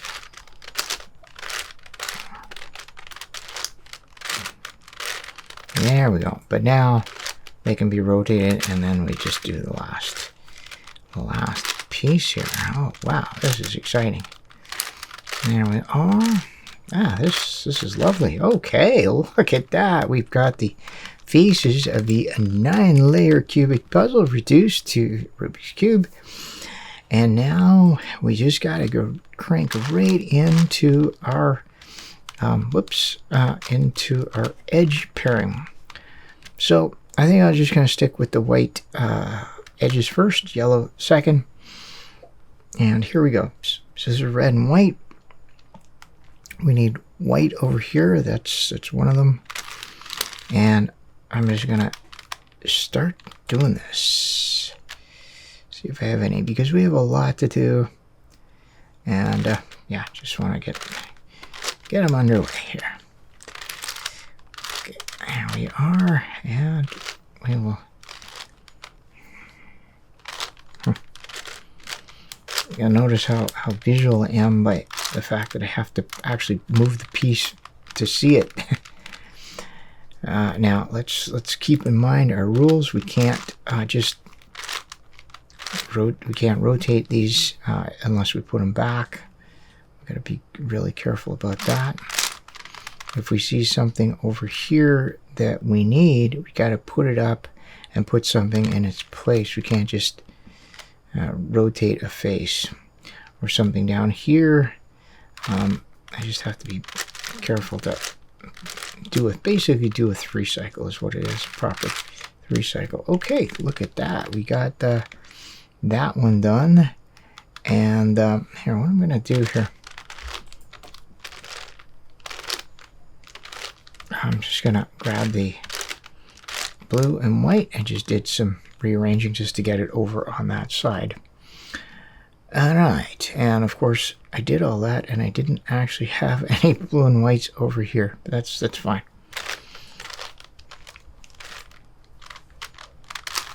Okay, here we are. Okay, this is going pretty smoothly. Okay, now we definitely have some down here.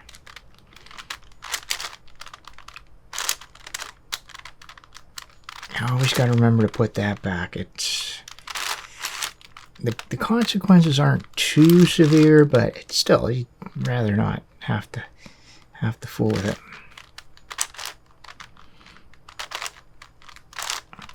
But that is something, right? About when you're solving these big puzzles, sometimes when the puzzle wins, it can be tempting to just kind of be frustrated and put it down, and maybe you do need a break when that happens. But sometimes maybe the right answer is just to say, you know what, I'm just gonna crank through and I just fix it, right? Because you learn a lot from fixing the puzzle. Okay, I'm just gonna, I've rotated the puzzle, so I haven't moved anything, and I actually have this really nice setup here where I'm gonna actually move the middle onto its proper edge, the center of the edge. And now we can, the only thing is it's got the whites out now, so I have to kind of change my thinking here, but it's okay. Now I'm looking for solid colors over here. I'm not actually finding anything up top here, but there.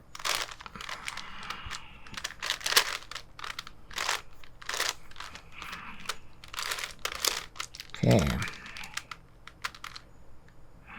There's another one. Whoa. Didn't mean to do that.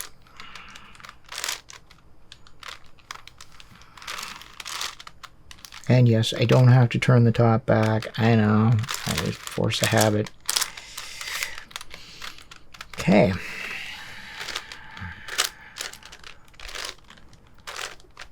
Okay. And okay, where's the next center? I've got 1, 2. I should have like red and oh yeah, 3. I've got 3 done. So what's left? Orange. Orange and white is the one that's left. And I don't really know where it should go, but oh,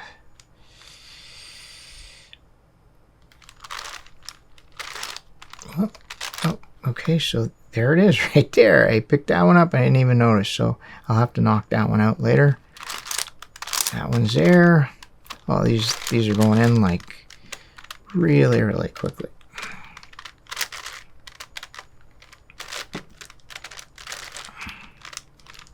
Okay, I did manage to knock that one out. And in fact, there's 2 in that edge. So, really, oh, I think, yeah, we saw that edge. Nice. Okay, so on the top layer here, I have all of the white edges. I'm going to now, at this point, carefully turn the puzzle over, and then we'll work on the yellow edges. So here's red and yellow. And oh, I've got 2 here ready to go, but they're the wrong orientation, so I think I'll just reorient that. Where did...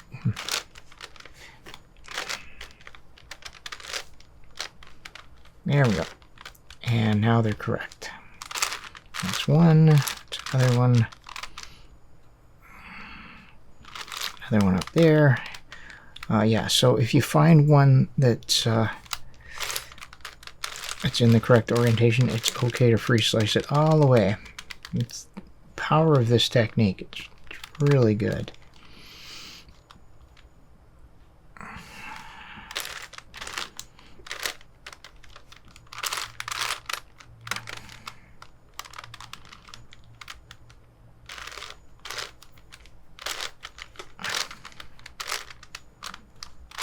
Okay, now put that up, and I'm going to bring down the yellow and green.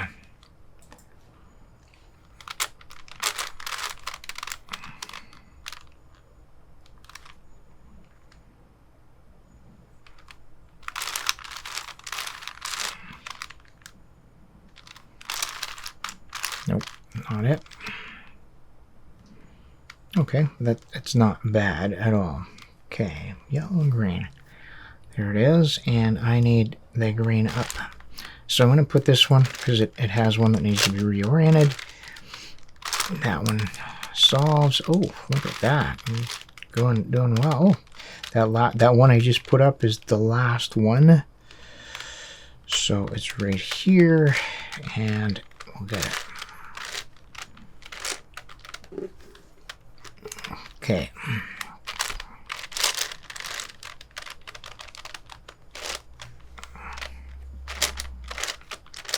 Okay, so I put that up, so we have 2, and I just need to find another one. There's one. It's a blue and yellow. I'll just grab that. And I did not have any blue. Oh, I did, but it was wrong. Okay, fair enough.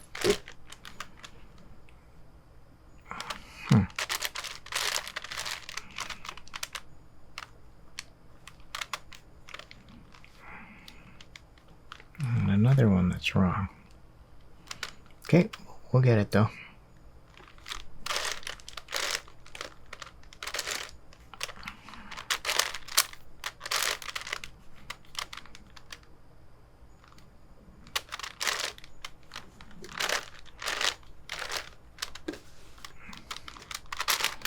And I think this is working well, at least for these smaller puzzles. It just reduces the amount of thumping on the desk.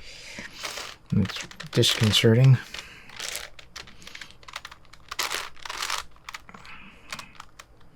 Okay, I need to get that one out, and I think if I find the right piece there, it will pop out.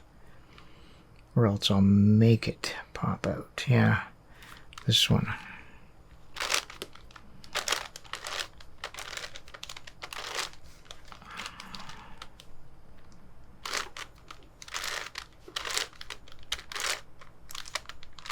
There we go. And now this, put it up. And you've got to remember as we're getting near the end to not pull down any finished ones. That would be bad because it would wreck them. Yeah, sometimes you can, if you make that mistake, you can sometimes fix it. I think you may have seen me do that on the last puzzle. I think I took a chunk out. I'm not sure, maybe. Okay, so orange and yellow, and I think that's the last one that we're working on here. So we need the orange to be facing on this side. Okay, and that one will go. Whoop. Okay, and the nice thing is that I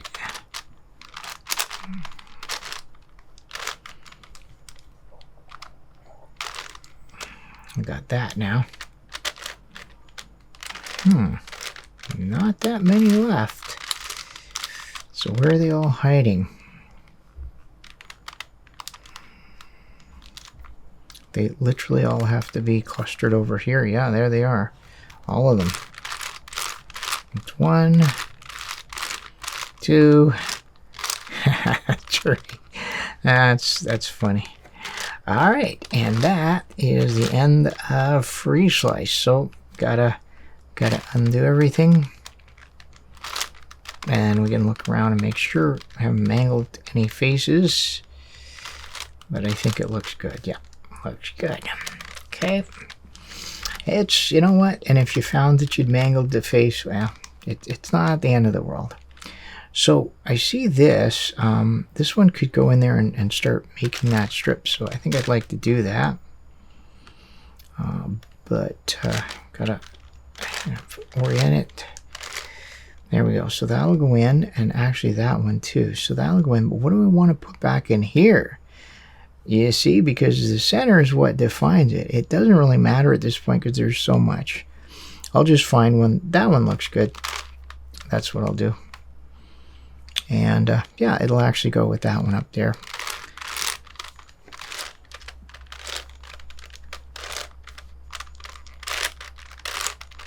Okay. Okay, so I've got those. That one's wrong. I got a few more of these. Yeah, we can do this.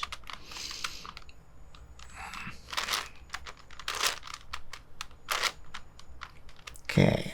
So that one can go over and solve that and knock out the one that's wrongly oriented. But what do we put in here? We need a blue and orange to go in there. There's a blue and orange, and it's the exact right piece. So not doing a lot on that edge here, but you know, it's a start anyway. I got 2 blue and oranges there. Matter of fact, why don't I just see if I can make some more progress on that? This is the thing about big puzzles. You don't always have to just solve one piece at a time, because those two can go in there and solve those quite nicely. Now, what do I put in here? Well, I'll be happy if I can put at least one in. I'm not sure if I'll be able to put more. Okay, I need orange on the top. So it looks like we'll put one in there. That one. But that's okay. That's what we want. Oh, what did I do? Oh, I moved. There it is. Yep. Okay, so that one. And that one.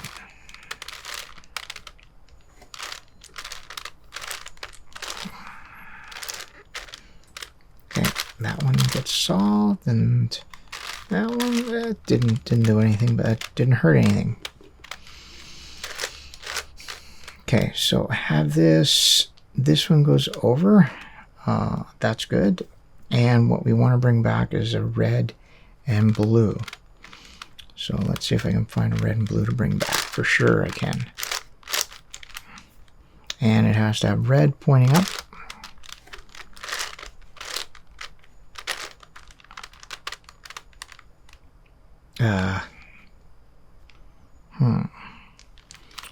Well, oh, actually it has to have, yeah, red pointing up. That wasn't it.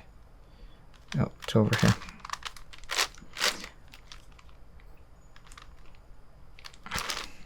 Yeah, this will be good. We're going to bring back one. Okay, so that was a lot of messing around, but it was, I still think it's worth it. Sometimes you do spend more time than it's worth, but I think overall it works out. We've got a red and blue in there. And this one's almost done. I like the idea of just finishing this orange and, oh, I ended up flipping both of these. Yeah, the orange and green, I think I like just doing that. And I need a blue and red in there, so we'll find it. There's the blue and red. That's the right piece. Okay, so it's starting to get there. We only had four left to do. So let's work on the blue and red a little bit here, because I've got quite a few of them. That one can go over. And what I need is a blue and orange, which I'm not sure if I have, but we'll see. Yeah, actually that is the right one. So, whoa. Okay, so that solve that. Solve that. It's getting very good. Now, how about this one? That one could go over and solve that. Kind of too bad, but it's okay. I think we need to. Okay, and then I need a blue and orange to come back, which is that one. Huh, perfect. I think I might have been able. No, I wouldn't have been able to do it with the last one. Yeah, there we go. Okay. Almost got this one done, so obviously I'm going to finish that one off. Put it up. And that. And now I want a red and green to come back. It could be, oh. Okay, is it? No, actually it's not, but it's unfortunately we're kind of stuck because the other red and green, the one that I need to come back is right here, so there's not really much I can do here. Theoretically, might be some fooling to do with it. So I got a choice, and I think that the right choice is to, oh yeah, I'll put something else. Oh, you know what? There's really not much to do here. I think I'm going to have to do the swap because there's nothing I can swap in the other remaining edge. Yeah, I'll just do the swap. It'll solve that, and it'll put a flipped one, but I got two flipped, so I got a red bull anyway. All right, so we'll do this, the swap across, if you remember.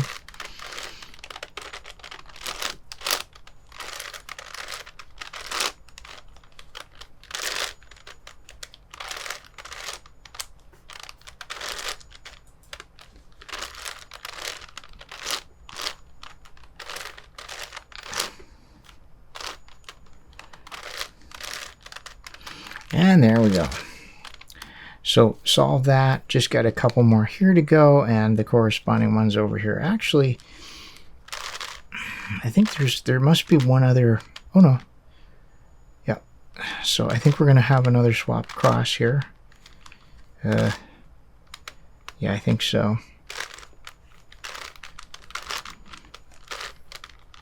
Okay, so that one. This one here will solve that, and it doesn't really matter what we have on here as long as they're all the same. But we'll do the swap across. So that's on number 2, so we'll start over here, number 2.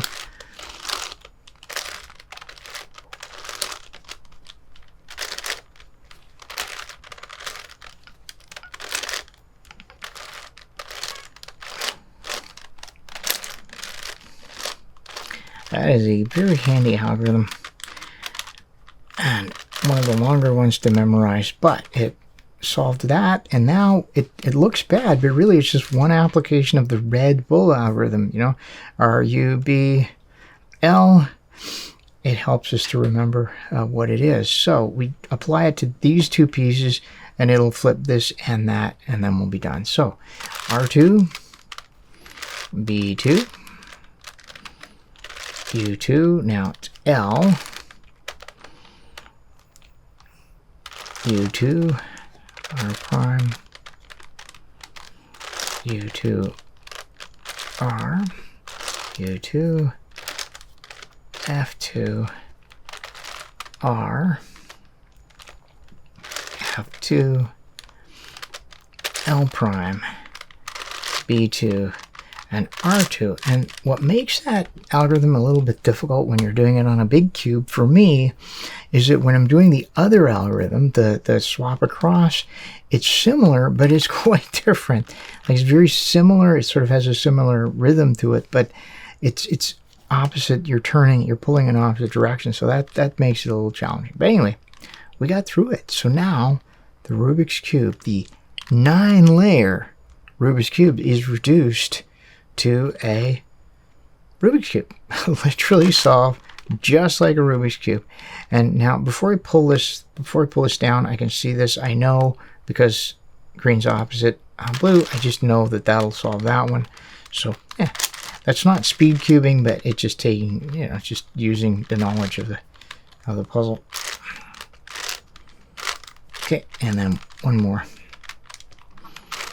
So yeah.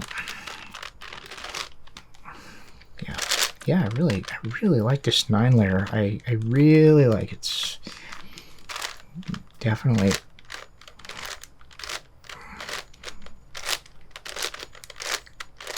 tuned quite nicely, I think.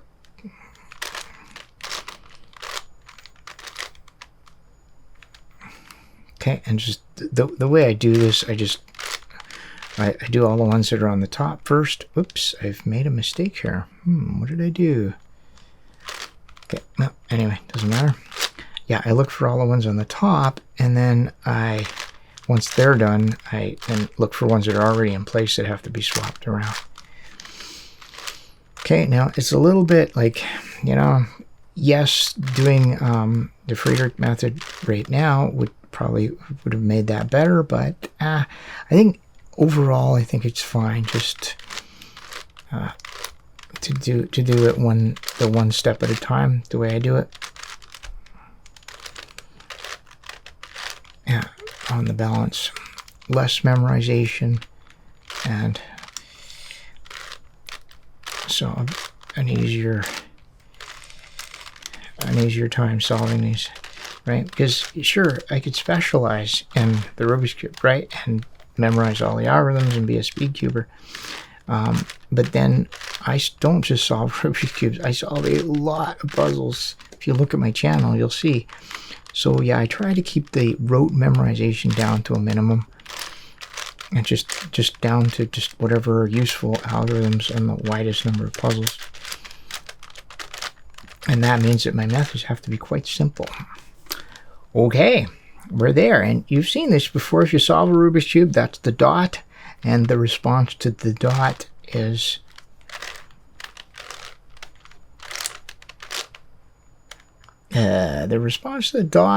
something like that. I think I may have, there we go. I think I might have gotten lost. And this is the L. Now on a Rubik's Cube, it's quite common to do it this way and then do the 2 layers. But on a big puzzle like this, it's hard to grip all those layers, so I do it the opposite way.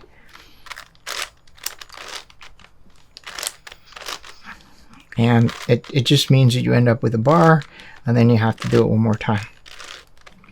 Again, right, the speed cubers will be appalled, but once you understand that I'm doing it just because I don't want to have to grip so much of the puzzle, it actually starts to make sense.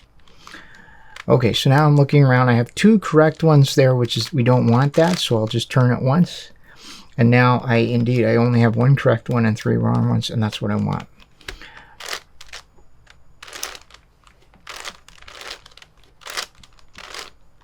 Okay, so soon or soony, and it rotates the edges and it cycles the 3 edges at the back, leaves the front one the same, and in this case, just put it in for us nicely.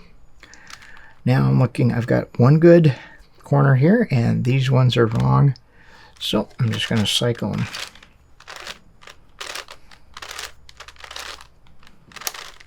Okay, it's got my good one. They're still wrong, so I'm going to cycle them again. Now, someone who maybe has a better memory or wants to memorize them could have looked at them and which way are they going, and should I do the left or the right? That's okay, nothing wrong with that, just extra memorization. So,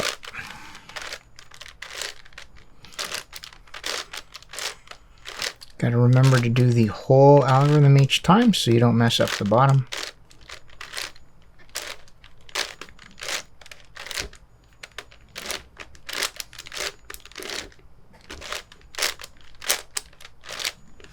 And there we go. The 9-layer cubic puzzle is solved. That was fun. That is very, very satisfying to get that cranked out. And it was all scrambled, and it was all a mess. And look at that. All right. Next up in our odd order chain solve is the enormous 11-layer cubic puzzle. Now, this is no different from all the other ones. The main difference is we're getting to the point where it's a little big for my hands. So it is a factor when you're doing such a big puzzle, but it's not. It just increases the fatigue, I think. Anyway, all right.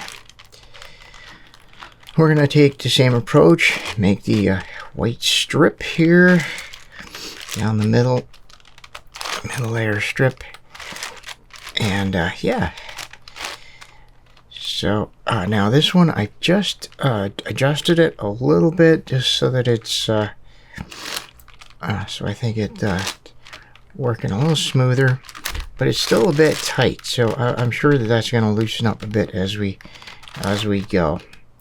So yeah, this is something that I think a lot of people would like to be able to adjust their puzzles.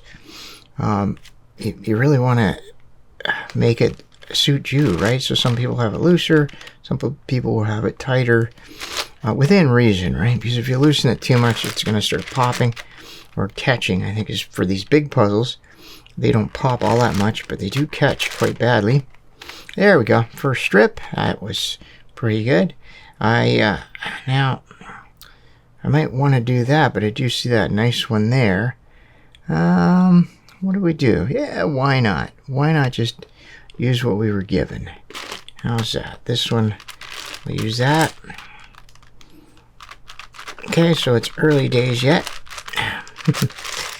There we go. So we got that, and there were a whole bunch of 2s here. So I just, even though I normally do it systematically, I just couldn't pass up a whole bunch of pieces that were all ready to go. In the number 2 position. Yeah, that went pretty quickly for us. Now,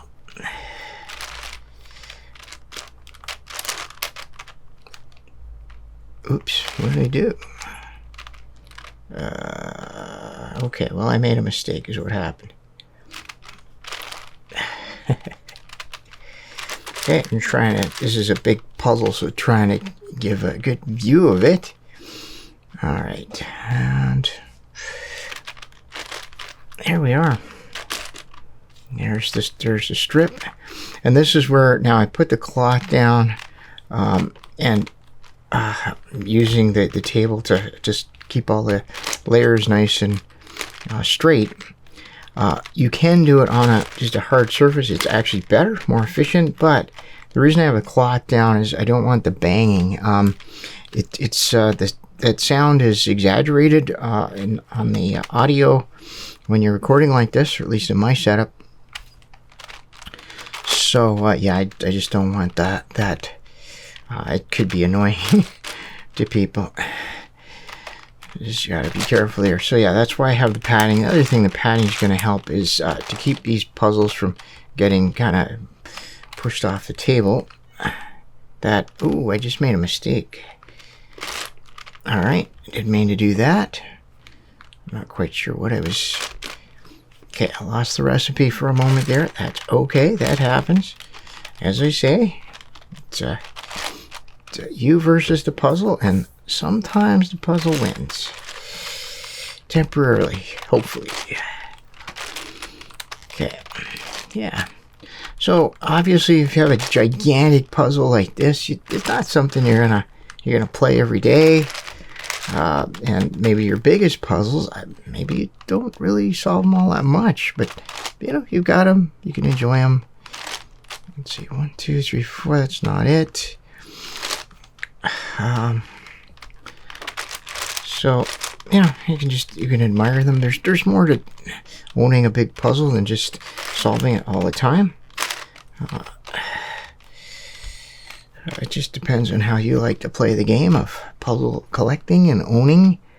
I always say that I'm not a puzzle collector, as I don't really consider myself a puzzle collector, more of a puzzle solver.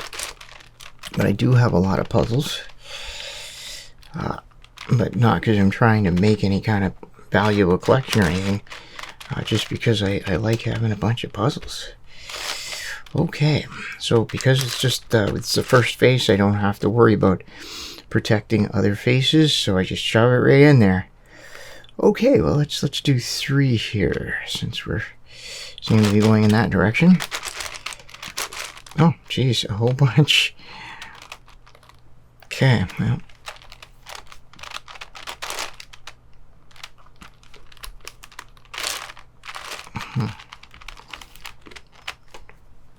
Actually, there you go. There's a bunch there that I'll use. Okay, what happened? Okay, that's not good. Okay. Yeah.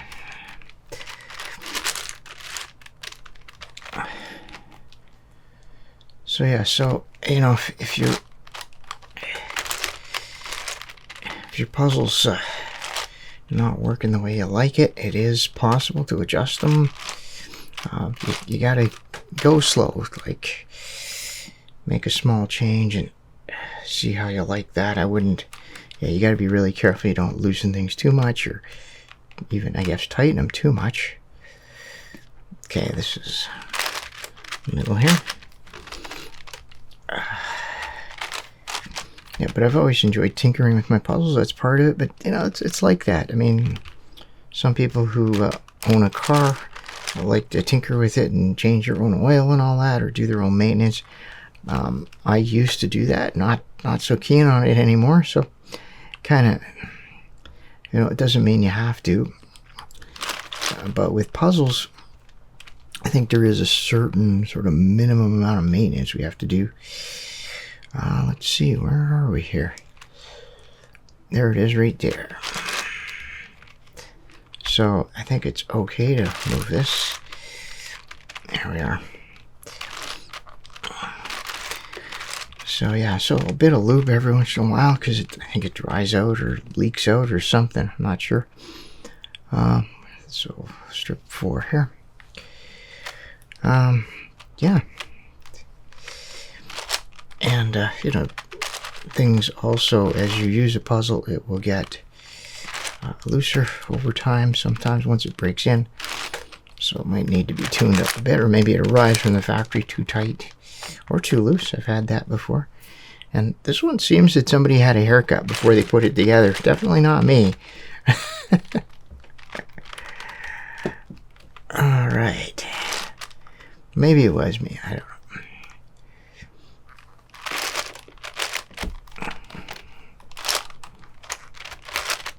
Okay.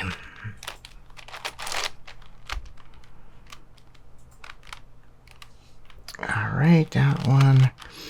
So all these big pieces have four different positions they can be in. So sometimes have to look around a little bit. There we go. So this is going pretty quickly. And that's, I think, the result of doing all the other ones first.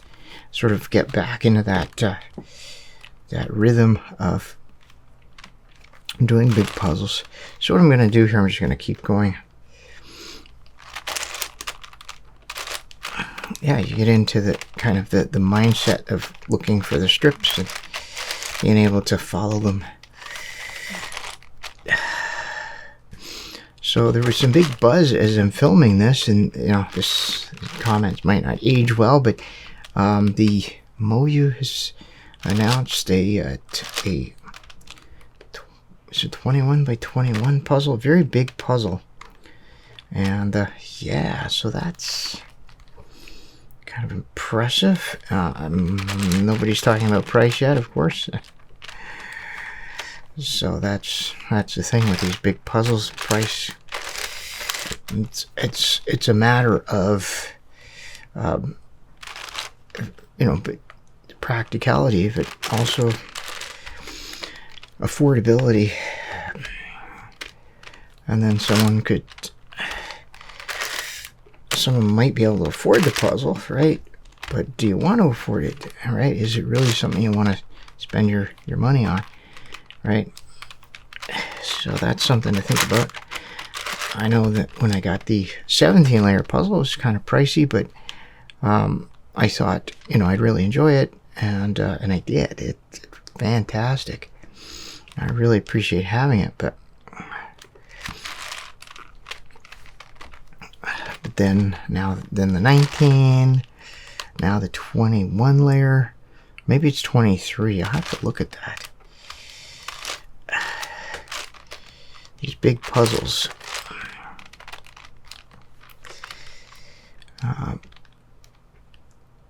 And of course the question is, when does it end? Well, it doesn't have to end anywhere, I don't think. What's the limit?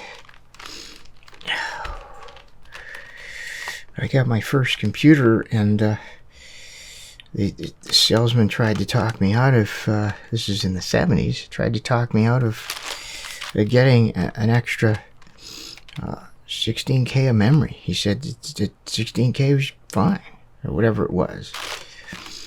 He said no one could use more than that. No one needs more than that. Of course, I got the extra memory because I knew what I was going to do with the computer, and you know, I needed it, but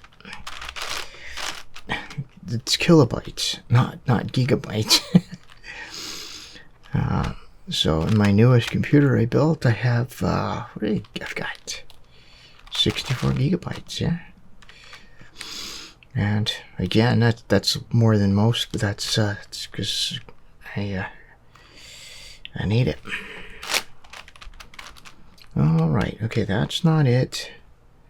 That's not it. Okay, well, things are getting a little tighter here.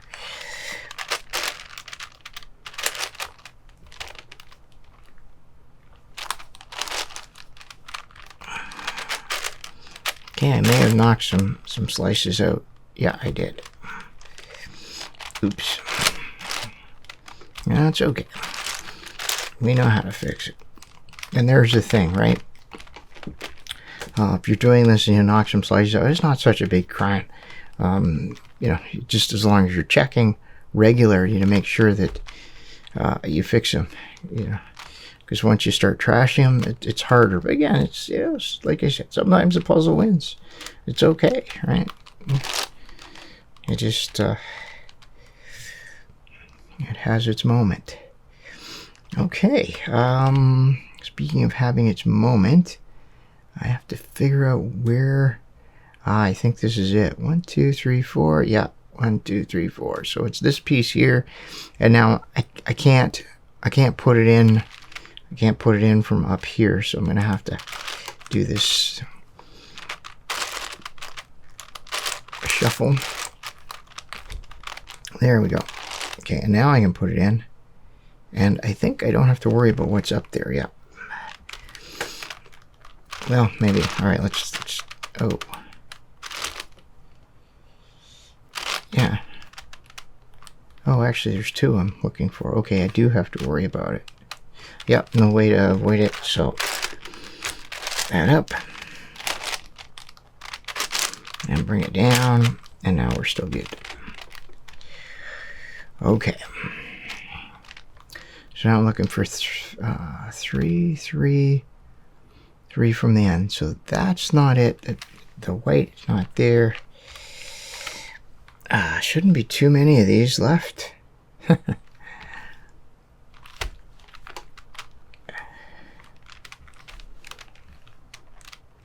That's probably it right there.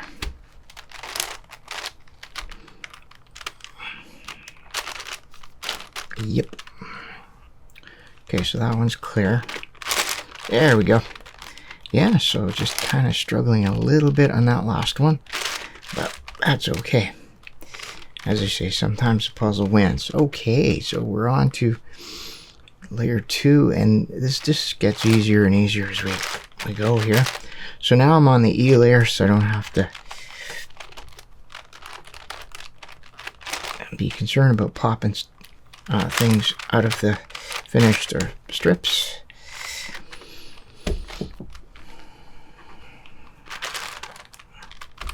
Yeah, we're just cranking through this here. So I think you can maybe see the size of the puzzle is really giving me some issues. It's not just the size, but also the weight of it. It's not objectionable. It's definitely slowing me down. So that's where having a smaller puzzle of this number of layers, you know, is really it's something to consider, right? And I know that the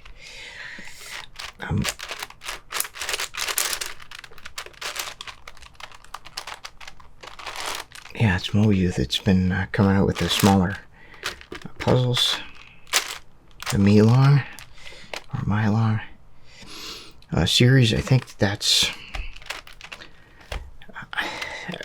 but then of course they're physically smaller, so are the cubies. Maybe your piece recognition not going to be as good, so it's a trade-off, isn't it? Okay, that's the third strip. That's the one. So I'll just get everything nicely organized, and so since I know it's in position, I'll just turn it down until it shows up. There we go. All right, that's great. So I'll get that. Well, I wanted to get that one piece, but actually we can still do it. I'll just turn this this way. Oh yeah, this way, and then I can turn that piece down. Oh, and I got another one in there. Oh well, we'll have to get it at some point. Matter of fact, might as well get it now. Ah, jeez, no end to it. Okay. It's funny. Okay, so all of these white pieces belong in the strip I'm building right now. So it's just a matter of, whoops, okay, getting the right row here, the right column. Yeah.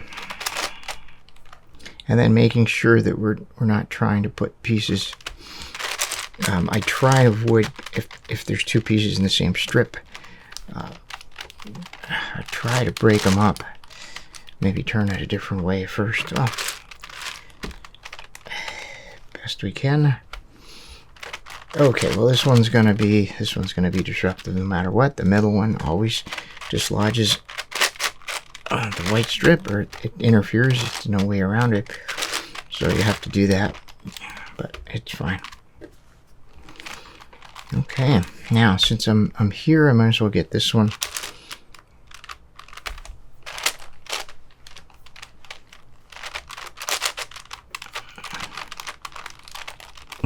So I'm going to take a moment to just push everything back together here. I think this puzzle might be as tight as it can go. There might be a little more adjustment. It seems okay. I really think this puzzle is still breaking in. I mentioned that yesterday. I don't really keep track of the number of solves I've done on each puzzle. Just something that didn't really occur to me, but now, I mean, there was a time when I was timing myself, not really for speed cubing, but just to see how long it took to solve puzzles. And yeah, I guess in a way, maybe to work on my techniques. But so that would have given me a little bit of idea about how many solves something's gotten, but I've stopped doing that years ago. Okay, there you go. That's the white face. Now we're gonna do the yellow and just keep cranking through.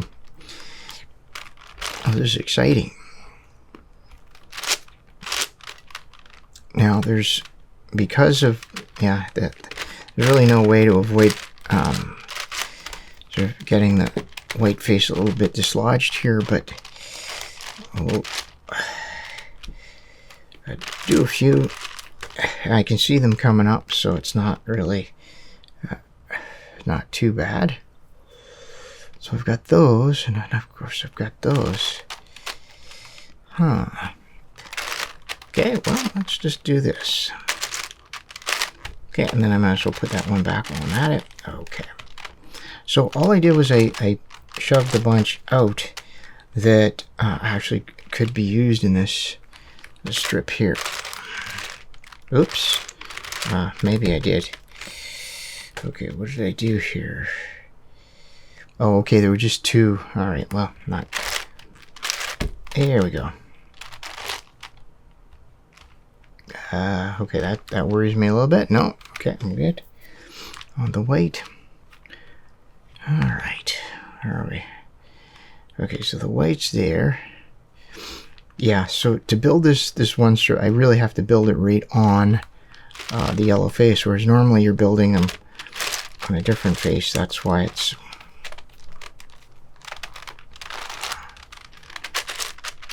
There we go.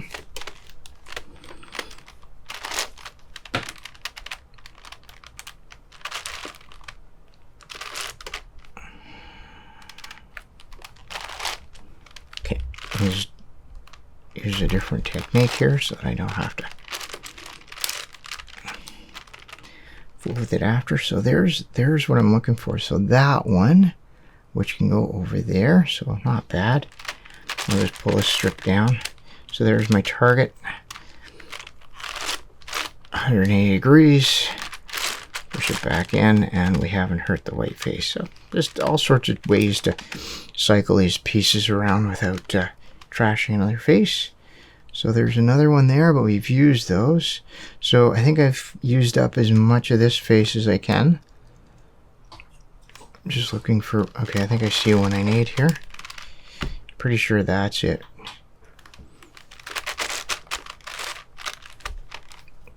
Okay, so one of the issues I've had with my, oh, okay, that's not, oh yeah, okay, let's get in that strip.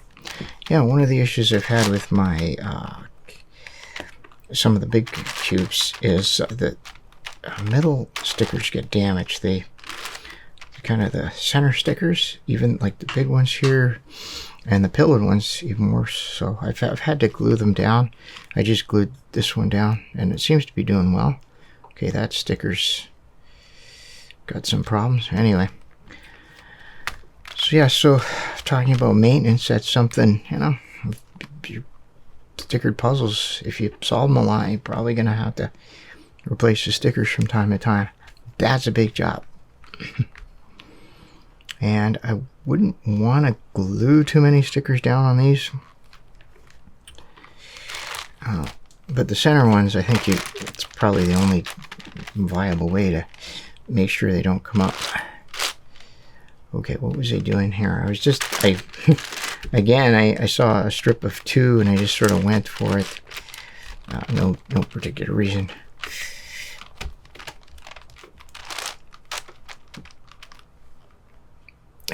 And those are all ones I don't need. Okay, that one. Okay, let's just going pretty fast. That's the middle right there. Okay, so this one, so I pulled it down, and since no white came on there, it means that I'm okay to just shove it right back up, and I didn't hurt anything. Oh, there's the white, that's why. We're building off to the side. Yeah, so it looks like I got a chunk out of that sticker. So, I don't know if I have any extras for this puzzle or not. You can always make a sticker out of some other sticker set. So if I have another Shengshao set, be easy to do. Let's do the one here. I guess it's probably the. Oh, that worked out. Yeah. So yeah, again, it's all maintenance, right? You could order a whole set if you want, but.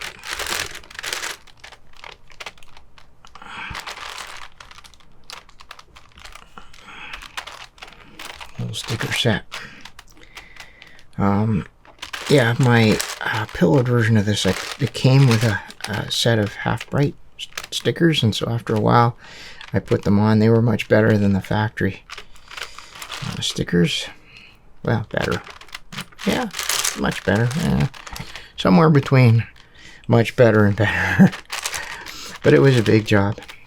Really, really big job. But, you know, again, it's something that you can do. You don't have to do it all at once. And, you know, you can just do it over a couple weekends if you're not using your puzzle. It doesn't have to be this big ordeal. So,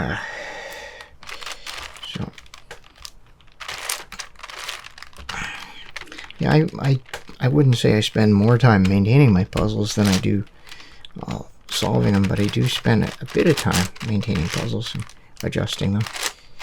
Okay, so now we have to do the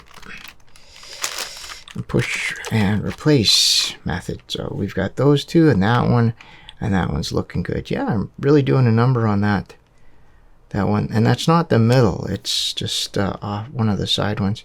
It looks like it got torn when it was being put on. See if I can get that to sit down. Okay, what I might do is just put a little drop of glue on there. Okay, but not right now. Let's see. So number 3, yeah, 3. Let's just keep plugging away here.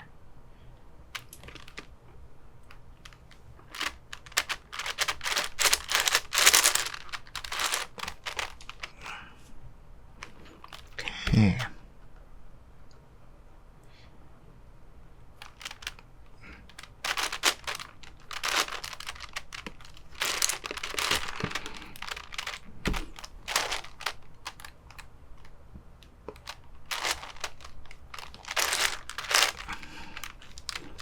Yep. Yeah, I really like sort of like feeling like after doing, this is my 5th big puzzle in a row here, and I really feel like I'm being able to pick up the pieces, spot them, you know, figure out whether they're in the right row or not. Much better now than when I started, right? So I like that sort of where you sort of had enough practice that you're really starting to develop an expertise in it, right? And of course that goes away if you don't solve them in a while. So all right, so number 4 here. So I see we have some pieces already. I'll take it. Why not?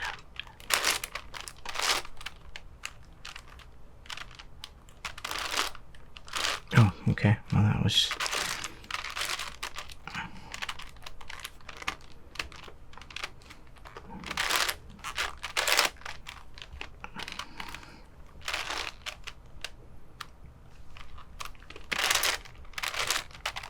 yeah, a lot less time tracing things with my fingers. Still, it's still a useful thing, but yeah, it's definitely getting easier to spot these. Okay, so now I gotta get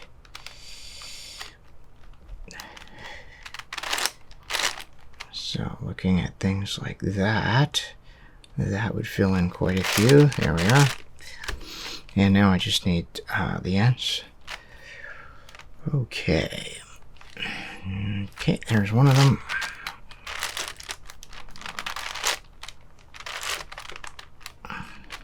Okay. And there's the other one. Nice.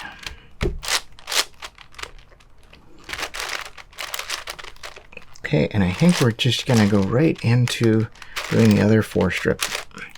It seems like it's actually maybe a good way of doing it.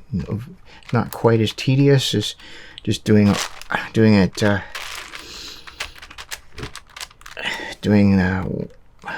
1, 2, 3, 4, and then doing the 1, 2, 3, 4 again. I kind of like that.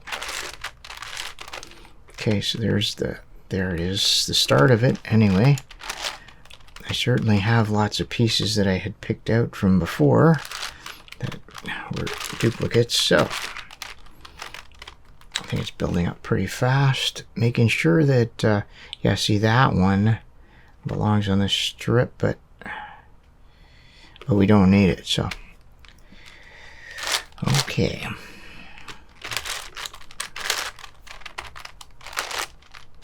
Yeah, it's just kind of a fun thing. Now, if you tried to explain to someone who doesn't understand this why it's so fun, I think it would be very difficult, right?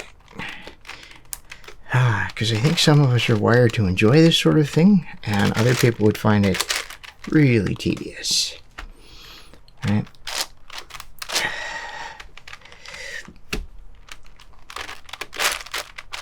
Okay. So, and that's, it's fine, right? Just we're all different and have different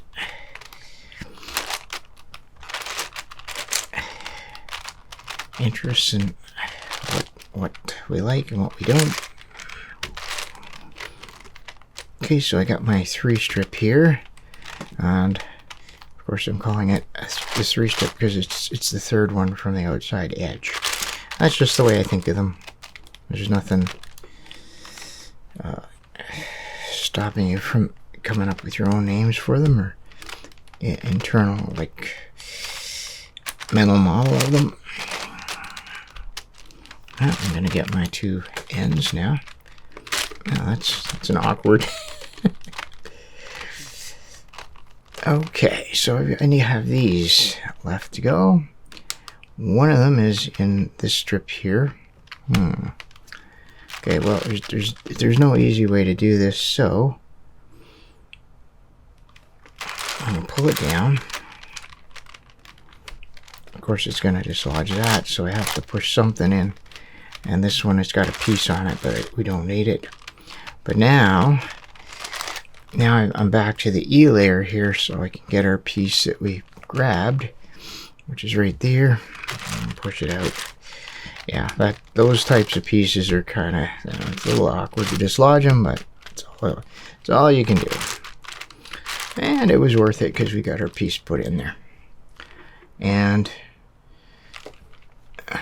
pretty well getting towards the end of this one. Okay.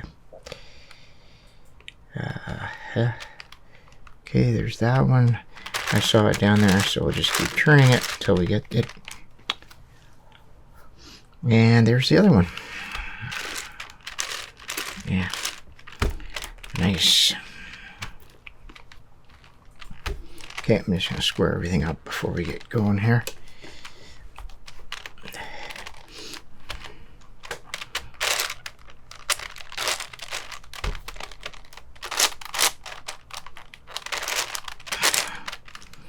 Okay. And now we'll just do the 2. I think that this yellow, when you get to by the time you get to the yellow, I think this big puzzle turns into a bit of a slog. But then once you go to the blue, it becomes a little easier because you don't have to worry about messing up faces for a while. So there is a rhythm to it, I think.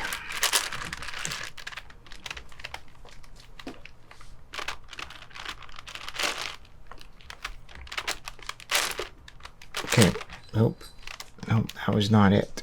Lost the recipe for a moment. It's okay.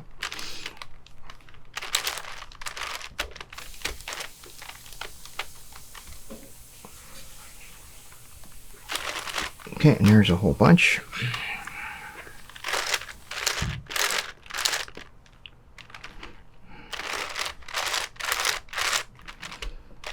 Wow. Look at that. Oh, missing one. Okay.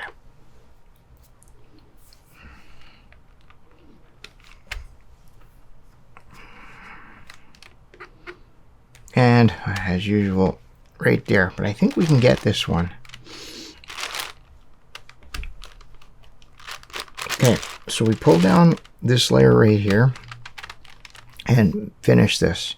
So if I turn this and shove it back in, it'll fix the white and it'll install it in the yellow. So there we go, and that's good. So that's just a little shortcut that you can take every once in a while if the layer you pull down is the same one you're finishing. Okay, number one, and we'll definitely need that piece, so let's just get it out there now. There we are. And there's a little acorn of the last strip. And we'll grow our little acorn.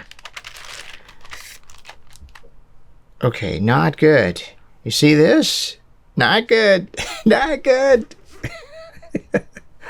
Okay, so it looks like I shoved a, I don't know. Okay, so I was a little smug about how, oh my. But you know what? It's okay. Haven't heard anything. Oh, except this one. There we go. Alright, sometimes the puzzle wins. Gotta give it a credit. Okay, I don't even know what I did. I don't even know. I don't even want to know. I could always go look at the video, but I probably just, yeah. There we are. Okay, so, and then this one's still good, so not the biggest crime. It's fine.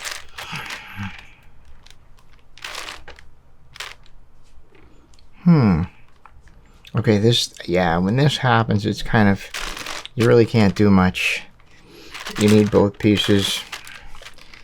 Yeah, there's no easy way to fix that. So I'm just going to put this one up. Okay, so we put it in there. And now this one, which goes over there, I just got to pull it back down.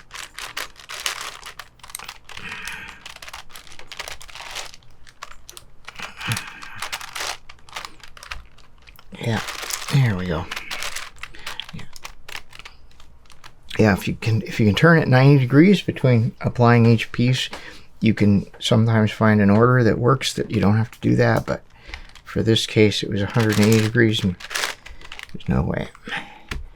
Okay.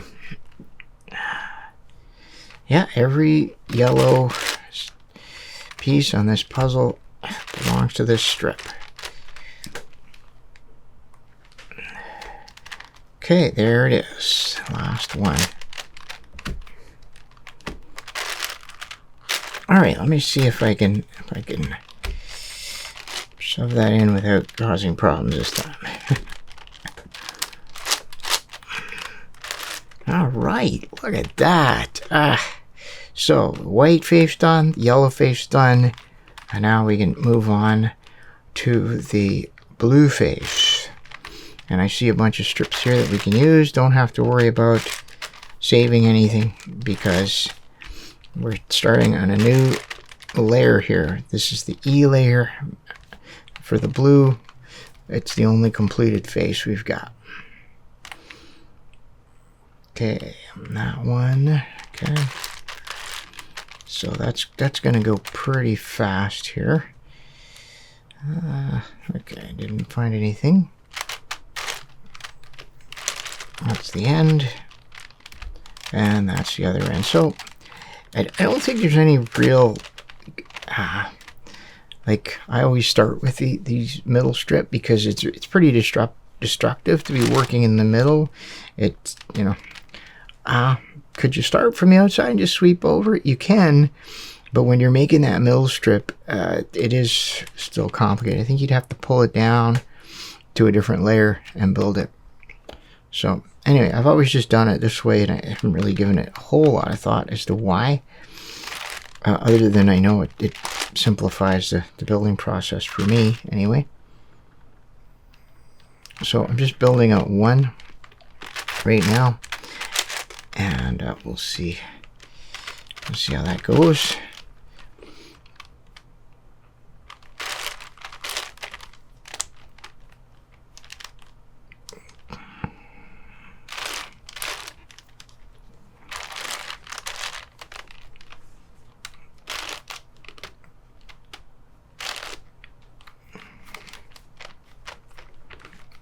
Okay, that one. Okay, and where is our, of course, it's right over here. All right, so I'm gonna take, this is our middle, is that our middle piece? I think so. I'm gonna take it down 2 here. Okay, so it's right here. So I think just to avoid problems, I can just pull this down. Okay, there's the target. Put it up. And this should complete it. Yep, it did. So there we go. First strip. And now I'll just keep going this way. This is our 2. There's a couple there.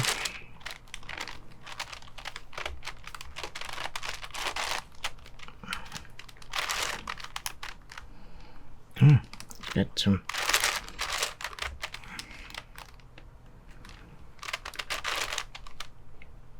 Okay, there's a lot of pieces on this puzzle, and therefore a lot of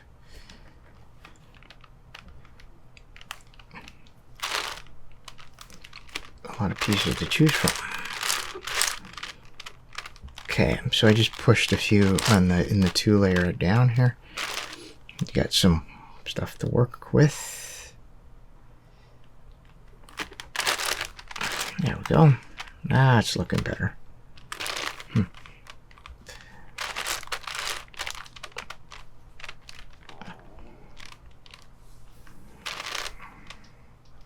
Okay, I think I just need a couple on the end here.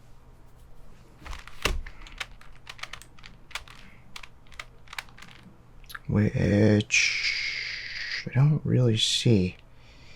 I see that one. Okay, but there's one there. Okay, I'm just gonna. There we go. Okay, and then I just need that one, which shouldn't be too hard to find.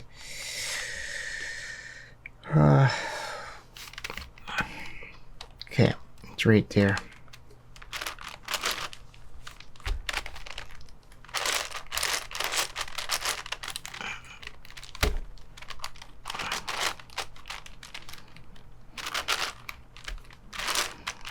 Here we are.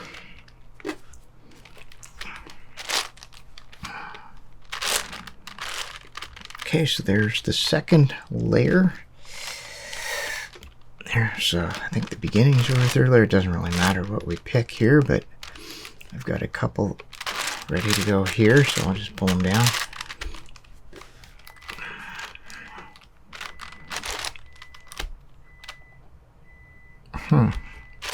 All right, well, we'll just go. Yeah, that's our 3rd layer.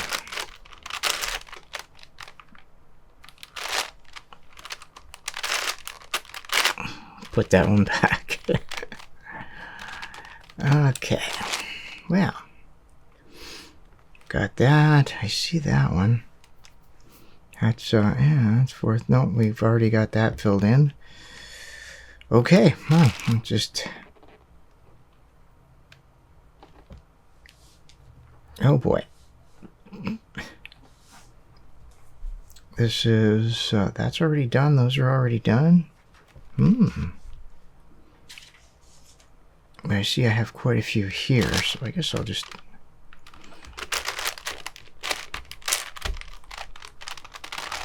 Okay, so it's the third that we're building, so it is kind of maybe a little hard to see that right now.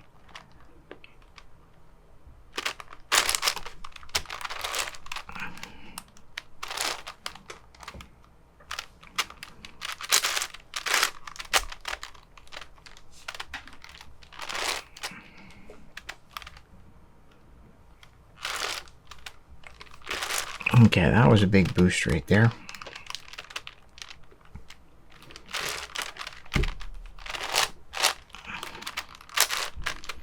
That one, and you know, it sort of seemed bleak there for a while because I couldn't find any of the pieces I needed, but there we go. And okay, haven't heard anything. Okay, there we are. Now this is going to get easier and easier as we go along here. There's just enough for me to start. So what I'm going to do, I'm going to put this one in, and I'll do it by pushing it up, which dislodges a piece in the previous layer, and then pulling it back down, which fixes a previous layer and installs a piece. A little shortcut. That one's third over. I already have that one. Okay, so fourth layer.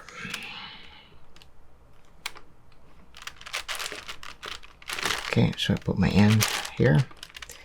And then I got these two pieces, one of which I need.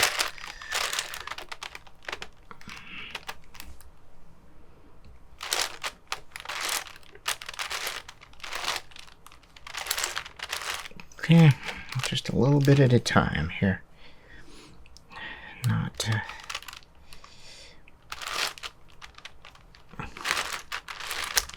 Okay, I just move that a little bit. Okay, I already tried those, but this one can go here. Yeah, it does. Okay, and I'm just going to fix some of the...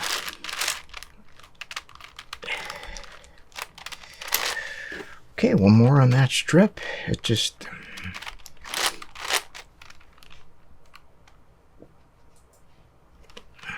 Okay, I think that's the one right there. Yep.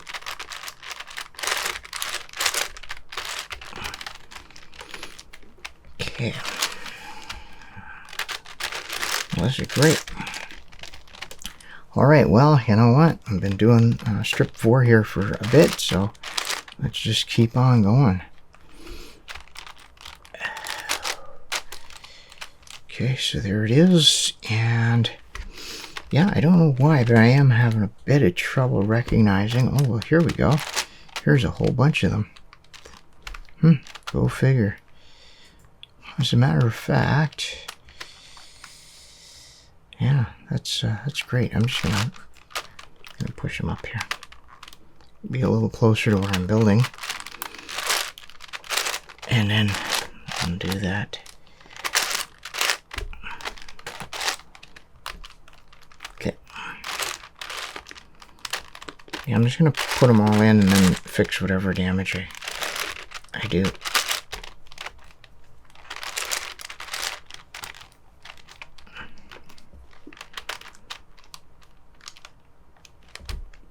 Okay, that's looking better.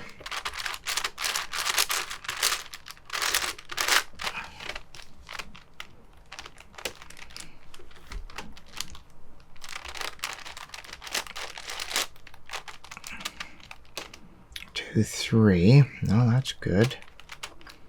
We're getting there. 1, 2, 3. So yeah, so this one belongs. Actually, let's try this other trick where I push it up and then pull it back down. There we go. That saves us a bit of fooling with it. Okay. I'm looking for that middle one. Ah, of course, it's right there. Okay, sometimes that happens. So I'm gonna have to... This is the one where there's no good way to do it other than this mess. but we can at least optimize this part. The green, so this green one's where it belongs. I'll just put the middle one in, and there we go. All right. So that seemed to take a while, and I think it probably did. It just, as we're getting towards the end here. All right, this could pick up steam. I think we're good. So might as well just keep going. I do the 3 strip here. There's the 3. Oh, I can't even, can't do that. Still can't do it, but okay, now I can. But, oh. I'm not quite sure what I just did. Did I just... I think I pushed the, what little bit of the strip I was working on. Oh, I think I pushed whatever I was working on out. I don't know what I did. Sometimes the puzzle wins. Okay, so this is what I'm working on. This one will go in there. I'm going to do the same.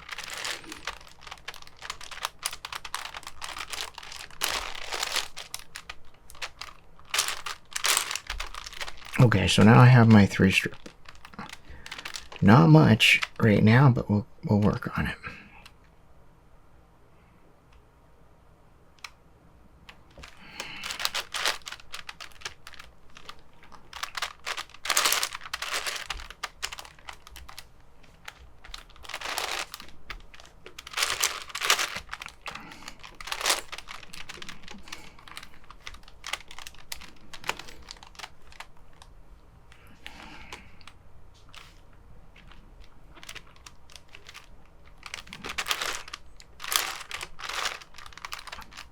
Okay.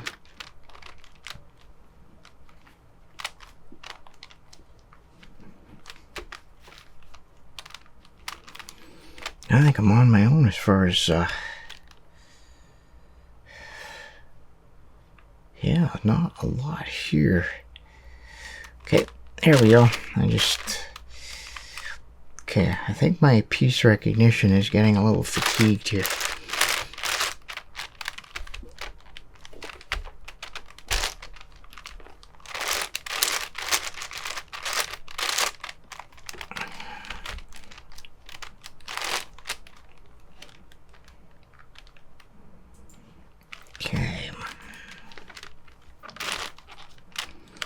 This is the 3rd one. Yep, that's one.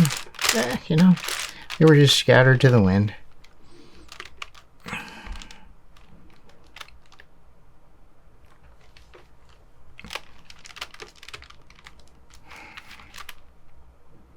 Okay, it's the middle one I'm looking for now. There it is. Okay.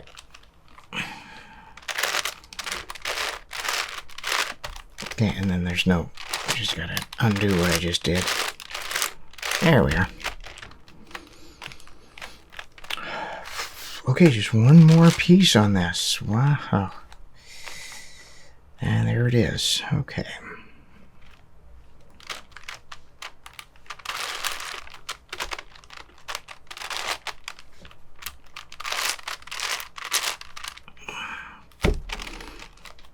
And there we go.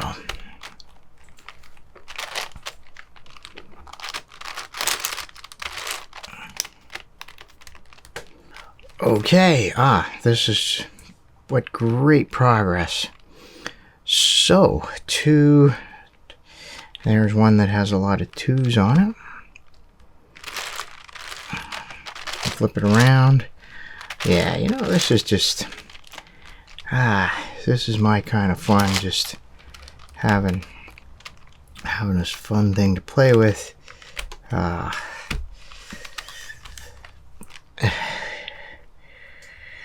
Okay.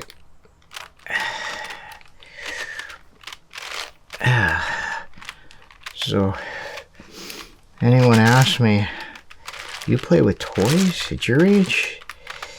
And what's a good response to that? I think a good response to that is, and you don't?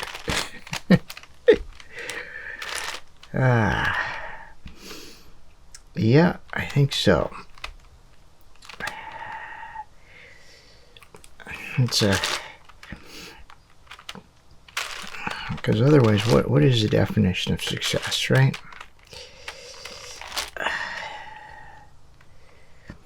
Okay, we're getting there.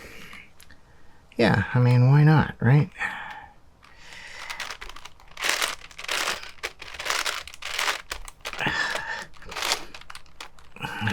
Where the other one is, oh, you spent how much on a puzzle? A toy, right? Meanwhile, the person asking you has a fishing boat, a trailer, and a tow vehicle, and a lot of payments.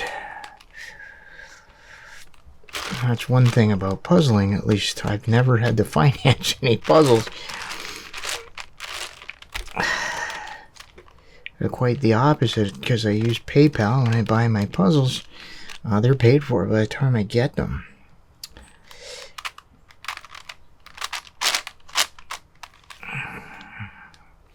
Okay, I think that's the last one. There we are, and I can just undo that. Okay, nice, nice.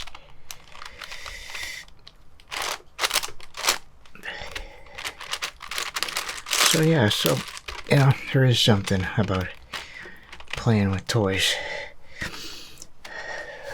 At any age, it's fun.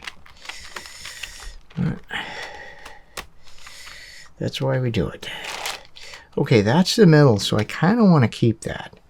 So what I'll do, how can I do? There's no, yeah, I'm just going to have to pull that down, put it up.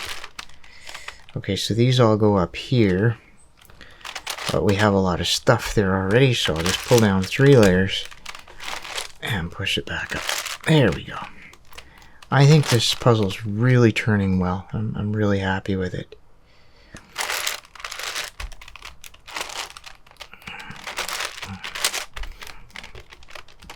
Yeah, I just solved it just a couple days ago, and it was yeah, not doing well. It was, as a matter of fact, it was so bad that I wasn't sure I was going to use it for this video. It was that bad.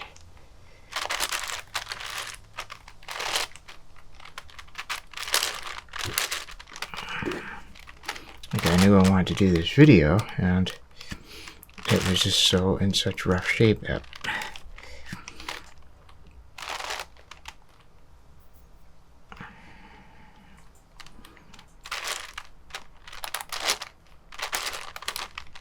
oh, okay, that's not what I want to do.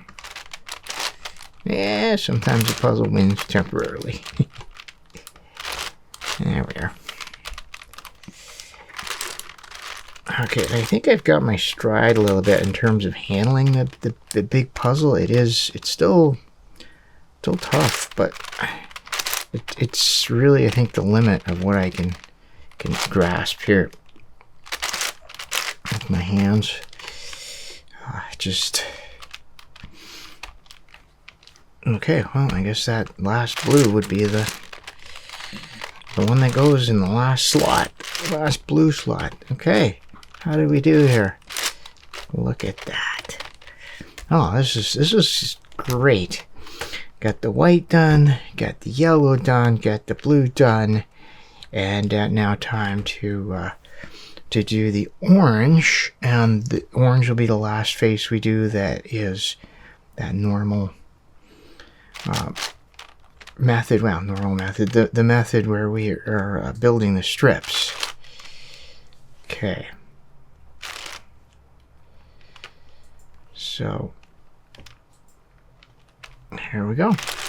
Now we do have to be careful because you got that blue face up above.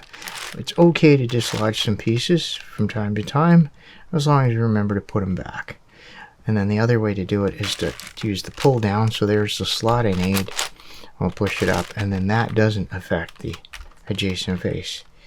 As a matter of fact, we can use that technique. There's one we can put in, so we can use that technique here. So things are getting easier as we go along. It may not be obvious, but now we're down to 3 colors. A little less contrast with the colors, but it's still, I think, pretty good for this puzzle. Okay, and now we decide how we're going to do this, and it really doesn't matter. Now let's see. I see we have a lot of that one strip, so why don't we do that? We'll pull all those down, and I'll pull those two down. Okay, and then we'll have to fix all the damage we did to the blue layer. Okay, that's fixed, and now we have almost an entire strip done.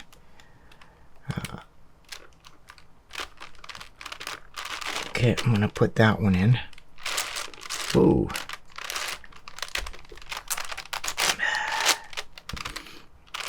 There we are. Now, unfortunately, I brought a lot with me that I would have liked to use, but there should be, yeah, there's one. There's the middle one that goes there, so we'll just use that. Okay, and I don't know if it, I mean, it seems to me that this went a lot faster than the blue.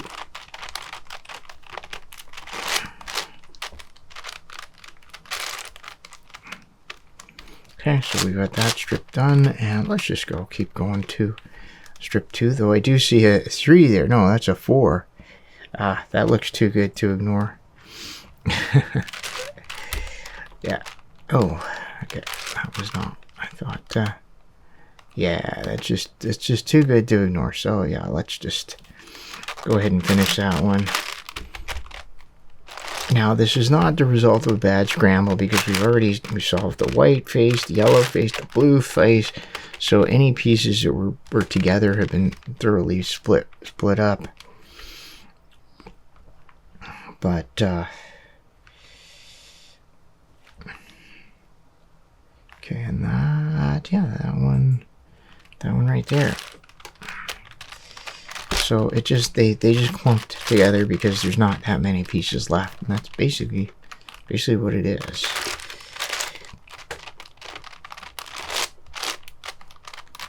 Okay, gotta remember to pull down because we don't want to damage that orange or the blue face.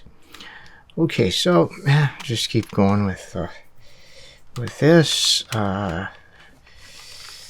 I think we can do a 2 looks good. Let's just do 2.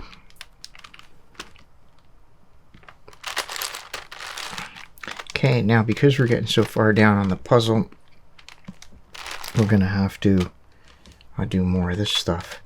And I just noticed we've got a bunch of, well, that doesn't really help us, just the one that helps us. Okay, so this piece I'm gonna do the push up and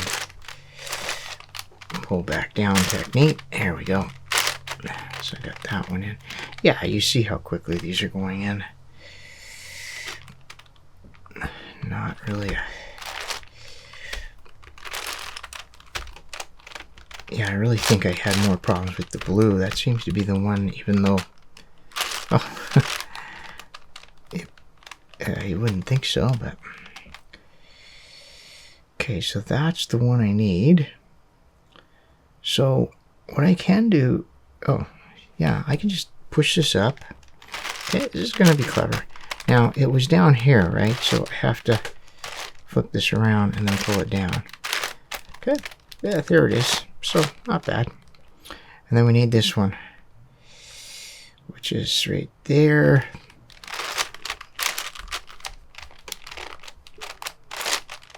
Okay. And blue, orange, another orange strip done.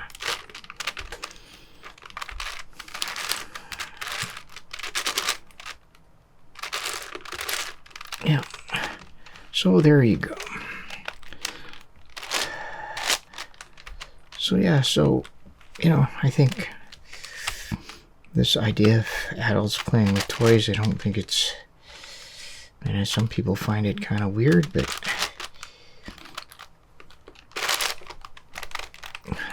when you get right down to it, I mean, people play, they just might not call it play. They might call it going skiing or golf or something like that. So people like to play. It's sort of a natural thing. But of course, some adults want they want their play to sound not like play, I guess.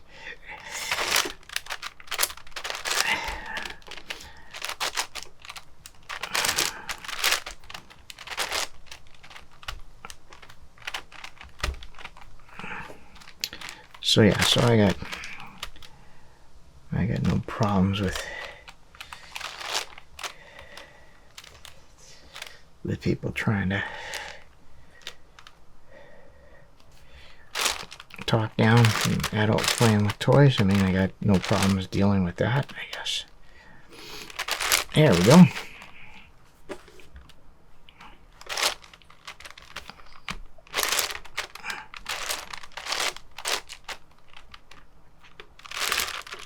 All right.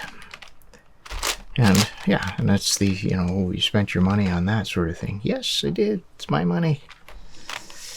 Okay, so 4. So there's 4. Okay, so this one, oh, it's in the same position as that. Okay, good try, good try. Or is it? Yeah, it is. Okay, this one is...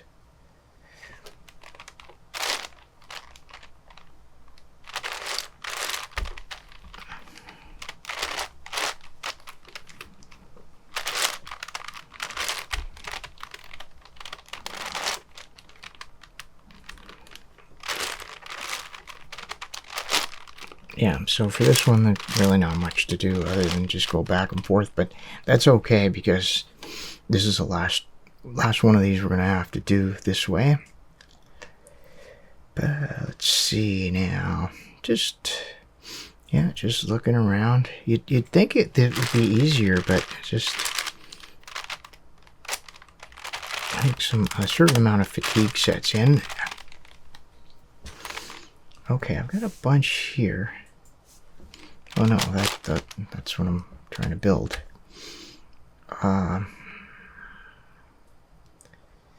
That one. Okay.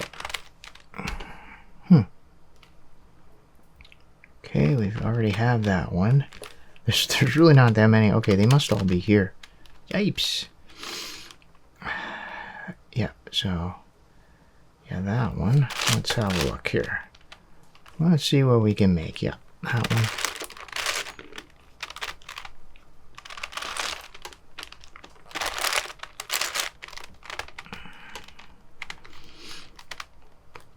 And all of these belong on the 4, but I'm not sure if 2, 3, 4. Oh, 1, 2, 3, 4. 2, 3, 1, 2, 3, 4. Yeah, so one of them for sure we need. All right, well, I just have to pull them down. This is so I pull them down here, and then I have to basically undo that move. Yeah, it gets complicated here, but now I could just pull this down because I know. So this green strip, kind of hard to keep track, but I'll pull it up, and you know I'm doing that just because I'm confident that I'm going to be able to keep track of all of that. If I wasn't confident, I just wouldn't bother. I just do it one step at a time. Pull them down, flip it around, undo the move by pushing junk up, put this back, and then just do it that way. So there's no need to try and overreach, basically, is what I'm saying. Yeah. So my short-term memory is an issue for me, so I try not to memorize too much stuff all at once, or force myself to count on memorizing a bunch of stuff. That's why little tricks like looking down here to see which strip I moved, right? Those are little workarounds for that. Okay, well, finally got this, and I'm gonna push it into the 4th slot, turn this around and then pull this one down. Yeah, there we go. Just like magic. Okay. Working on the third now. So how can I leverage this? Those actually go up there, so it's not super good. There's a few.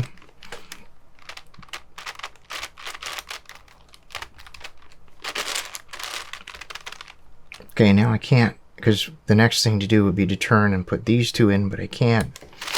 So I'm just gonna have to, it's a result of being this far along in the solve. So, or a consequence of, I got 2 that time.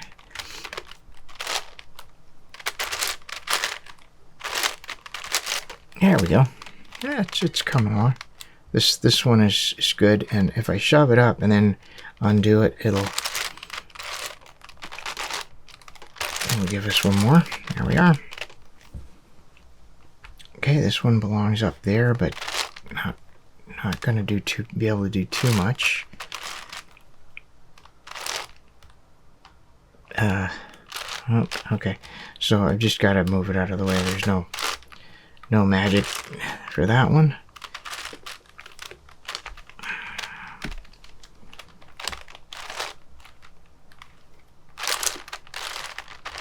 Yeah, this far along, we just have to sort of accept the fact that there's going to be a lot of these which are easier on a smaller puzzle, and that's really the thing. Okay, let's find that middle one. It's got to be here somewhere. It could be, yeah, there it is right there, as usual. Okay, and again, there's no easy way to do that. I put it here. We'll move it.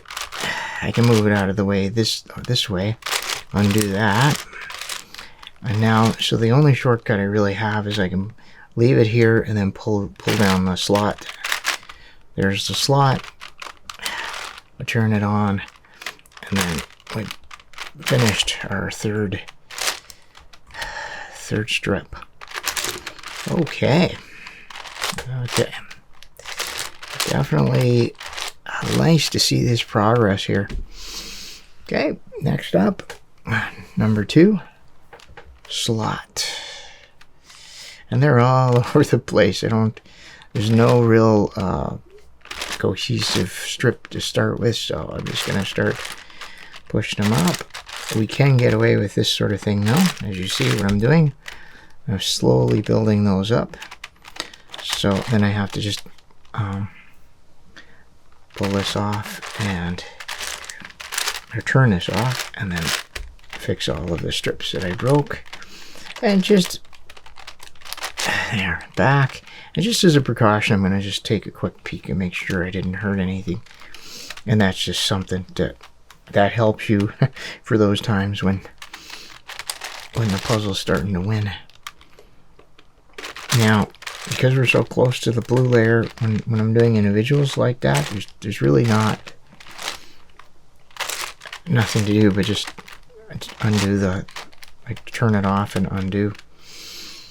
Okay, let's see here. I think that's my end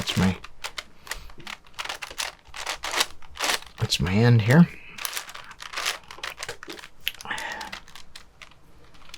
Okay, that one goes there.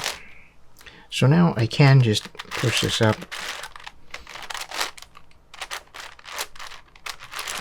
and that you can make that work if the piece you're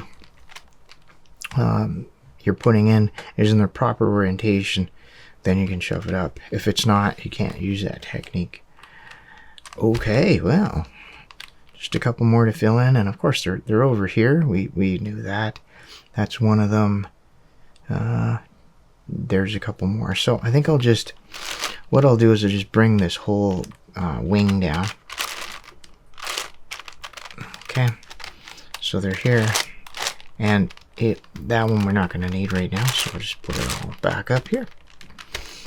Okay, just about done with this. So this is number 4. I'll pull that down. Okay, there's another one done, and then just this one, which is right there. So I'll do the same thing. Yeah, that's some smooth turning going on here. Yeah, I think this puzzle just needed to be broken in a little bit. All right, look at this. So I think this is quite the commitment, solving a puzzle like this on its own as part of a chain solve. You know, I might normally do this over a few days. I actually have done this over a few days. It might not be obvious from the video, but yes, I have been taking some breaks. Yeah, it doesn't have to be a slog. Just whatever you enjoy doing, just fine. Okay, so I got those fixed, and I'm gonna need that piece, so I'm just gonna take that down. Okay, and there's gonna be a lot of this. Yeah, okay, so no easy way to do any of this right now. Just gotta do the undo moves every time. Okay, so with all of these, I need that one, that one. I can do those at the same time, but this one I want to do first, so it's not in the same row.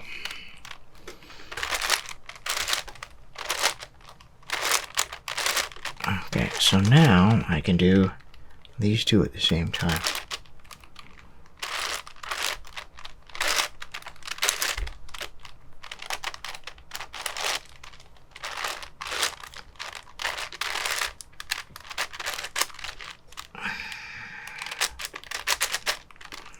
Okay, because something kind of went a little weird there, let's just double check. Yeah, everything's good. Everything's good. We'll need that though. And I need that. Now, unfortunately, this one, well, this one goes right there. And it's in the wrong orientation, but I think we can fix it. It's 180 degrees out, so I shoved it up, and I'm going to put this upside down and bring it back. There you go. That worked out. So now I don't have to worry about this. I'll just pull it out of the way.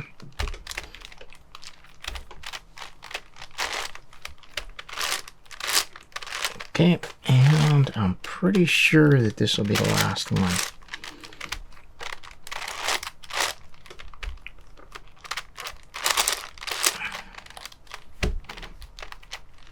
Yeah, so that thumping that I'm doing, on a normal desk it sounds fine, it's just a thump, but it can sometimes sound like a drumming sound on when you're using a audio setup. So I hope it's not bad for you.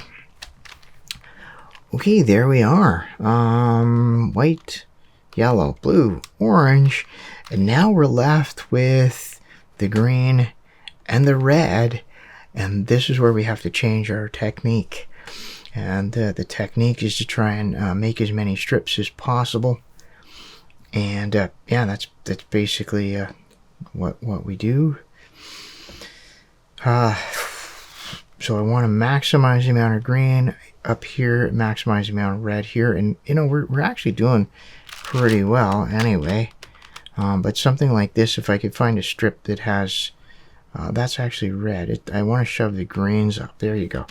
So yeah, so these two, I think I'll work on those and try and find strips where, yeah, so this one, so if I push this one up and, okay, I actually want to bring this down, that'll be good. Yeah, so I'll push this one up and then bring that one down, and that'll increase the amount of green on this. Okay, so there you go. So we got just a little more green up here. It's not ideal, but it's not bad. Okay, and let's see, what else can we do? This one here, yeah, I think I can. Oh yeah, for sure. So this one's not going to be pulled down. This is what's coming down with this. So if I put this one up, there's a lot of green already on that one, and we'll flip it, and I'll pull it down, and we get a lot more red down. You see? So yeah, so we're just trying to sort of maximize, and I see like here we got a lot of green there. So 1, 2, 3, 4, 5, 6. 1, 2, 3, 4, 5. Yeah. So I think if I push this up and then pull that one down, we'll get more reds down here. There we go. Okay, so there's a point of diminishing returns, which we might 1, 2, 3, 4, 5. 1, 2, 3, 4. Yeah, I could. I guess I could do that. So I'm going to swap this one for that one.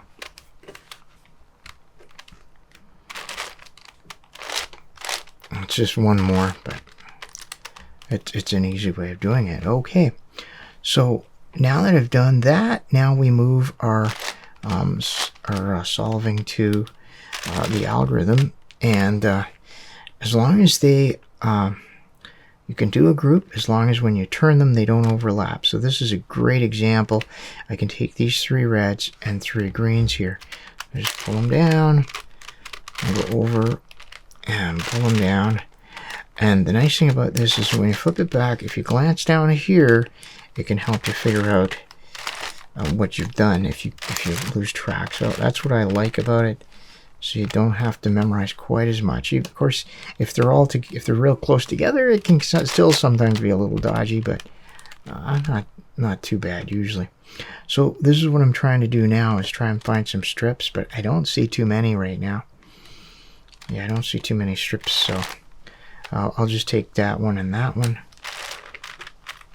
And that's, you know, sometimes you just be doing individual pieces, but you know what, it's fine. As you see, it's a little awkward with such a big puzzle, but it's not too bad. Okay, so let's just take that one.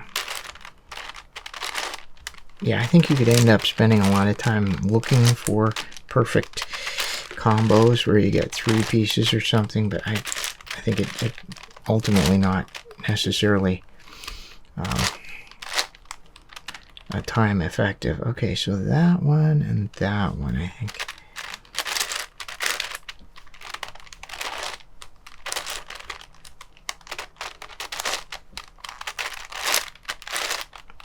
And you'll see someone who's a real pro at this, or who has big hands, just, you know, just crank through these. It can be really impressive. Okay, so this and that we can do 2. So I just bring down the 2, and then when we turn it, because they're in the same strip, we just leave them in one column. There we go. Now, what this does is it rotates this face each time, which means that as you're doing this, the landscape changes. So just because you didn't have a group before doesn't mean you don't have a group, you know, after a while. But I find this a relaxing part of the solve.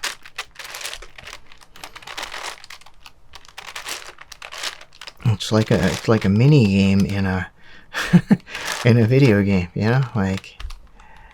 Okay, let's see. We get that one now. So I'm just gonna get that one. It's just one. Not great, but yeah, why not? Gotta do it. Gotta get them all done. Yeah, so this is just like a mini game because it's like totally different from everything we've been doing up till now. And there's no particular reason why I'm doing, why I'm moving everything to the left and the upper left. It's just that the way I prefer to do the algorithm. So if you want to do it from the right, if you want to do it just from wherever they are, as long as they don't overlap when you turn them, that's basically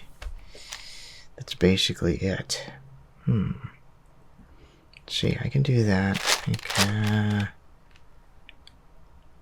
Yeah, so it'll be that one. Kind of ugly, but I'll take it.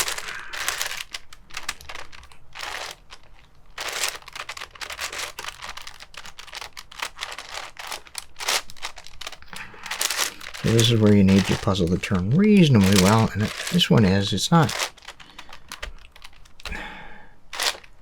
I'm not speed cube level, but it is pretty good.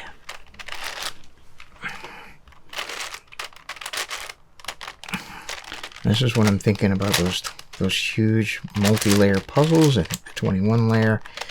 I've seen a 23 layer announced as well, though. Well, no, I think I saw a Tony Fisher video where he was showing pictures of a 23 layer that had sort of leaked, I guess. Okay, so those two, that'll actually be good. Okay, so the rule is they can't overlap what you've already done. So as long as you don't overlap, you're golden.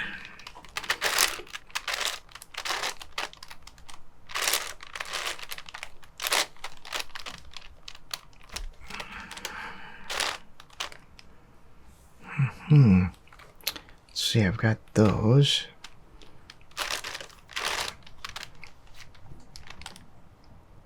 Okay. I can actually do these last two. I think these last two. I can't do all three because this starts at, yeah, I think I can do these.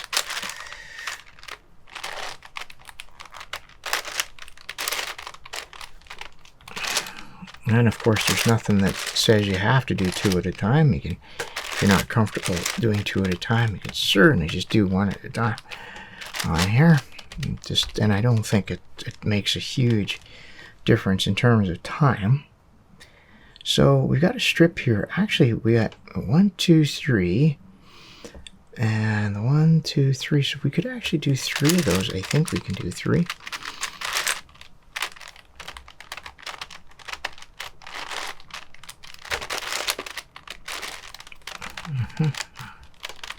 That certainly makes things go fast, doesn't it?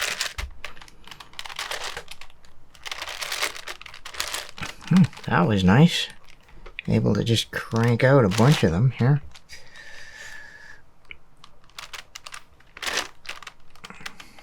Okay,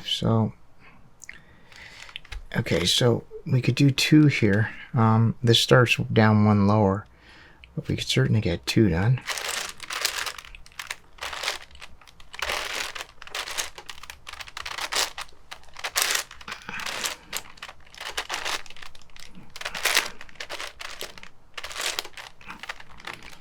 Yeah, so I'm thinking about those higher order puzzles, the one from Moyu. There's very little information about it. And I am wondering how big it is and how heavy it is, because the 17 layer is an absolute beast. It is huge and pretty well, like, sure, you can hold it, but if you're trying to solve it, it pretty well has to be on a table. I mean, unless you're some sort of weightlifter or something. I can't imagine just holding it. But I don't know, maybe if you're maybe you could train it. Because you're not just holding it, you're manipulating it. All right, and if you drop something like that, it's not going to be pretty. All right, so all things to consider. So I'm going to go for that one right there. Now I think I've got the alignment, but there you go. Yeah, I've got it. And there's another, a benefit of having the slightly larger puzzle. It's easier to visualize those rows and columns. Okay, wow, we are, this is the thing, and what I like about puzzles, because it's really a good metaphor for a lot of things, that we have this huge task and we do one piece at a time and eventually it's done. This one we can do here, but we could do both, we could do both. There's nothing to stop us from doing 2. That's a little fancy, isn't it? But as long as you don't overlap, we're fine, and they don't overlap. The 2, yeah. Just making sure I got this. Yeah. 1, 2, 3, 4. All right. Yeah. Yeah. It was fine. Oh wait, they do overlap. Maybe they don't. Yeah, they do. Unfortunately, they overlap. Okay, one of them overlaps. That was not good. All right, let's try that again. They shouldn't overlap. They're 3s. Okay, I think I was just confused. Yeah, I just lost. I lost track of the recipe. Okay, there we go. All right, here I am trying to get all fancy.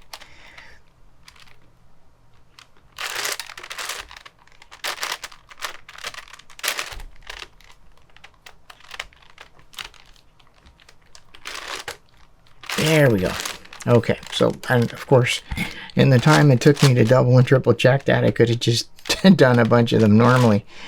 Oh well, but that happens.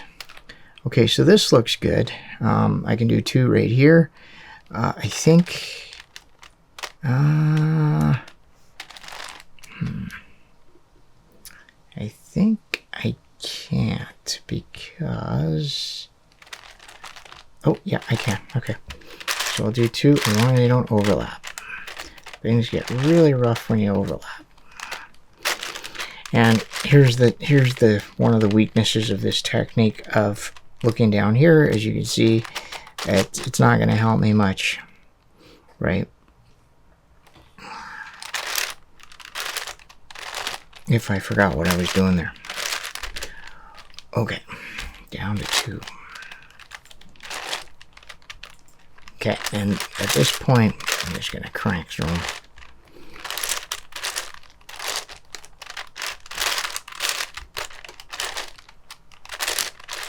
Okay, and the last one. Okay, we'll just leave it there.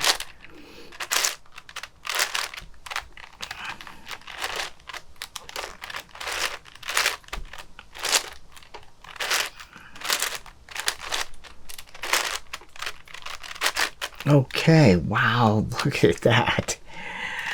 Okay, that is awesome. We have all 6 faces of the enormous 11-layer cubic puzzle assembled, solved, and now we're ready to start with the edge pairing. All right, we're back from a nice break. Time to solve the edges of the enormous 11-layer cubic puzzle. So this should be pretty familiar territory now. I'm going to use that free slice method. I guess I'll start with the orange and white here. And so this is where the stakes are pretty high for doing the free slice method. We're on such a big puzzle, got to make sure we don't make any mistakes or catch them early. If we do, here we go. So we'll do this, and I think this is really where the free slice method really comes into its own on such enormous puzzles. I think it really does make things a lot faster to put these pieces in. Okay. So that had 2 that were 2 of the orange and whites that were in the wrong orientation. So I've just fixed that just now, and then put it right back into the fray here. There we go. Yeah. So getting there. Now I'm going to look around for any other ones. And there's one, but it's in the wrong orientation, so we'll put it up. I think it is. Yeah, it is. Put it up there. Okay, and that's where we got to be real careful, because it would just be quite easy to forget and just turn the face up and not really think about it, because when the faces are solved, it doesn't matter if you rotate them. So, all right, and so the rest of these must be in the lower layers here. Yeah, I see one. Okay. Okay, wow, that one piece is getting rough, but it's all right. We'll keep going here for now. I'll fix it after. probably just put a very tiny dab of glue on the ripped part and glue it down. I think that'll be fine for now. Okay, there's another one. And I think we're getting to the end here.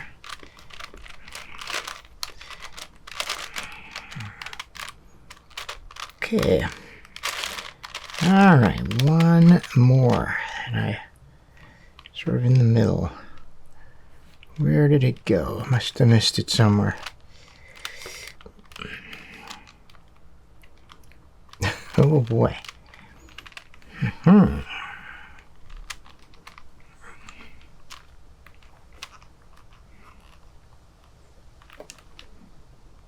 Okay, and it's easy to not be able to see them. There it is.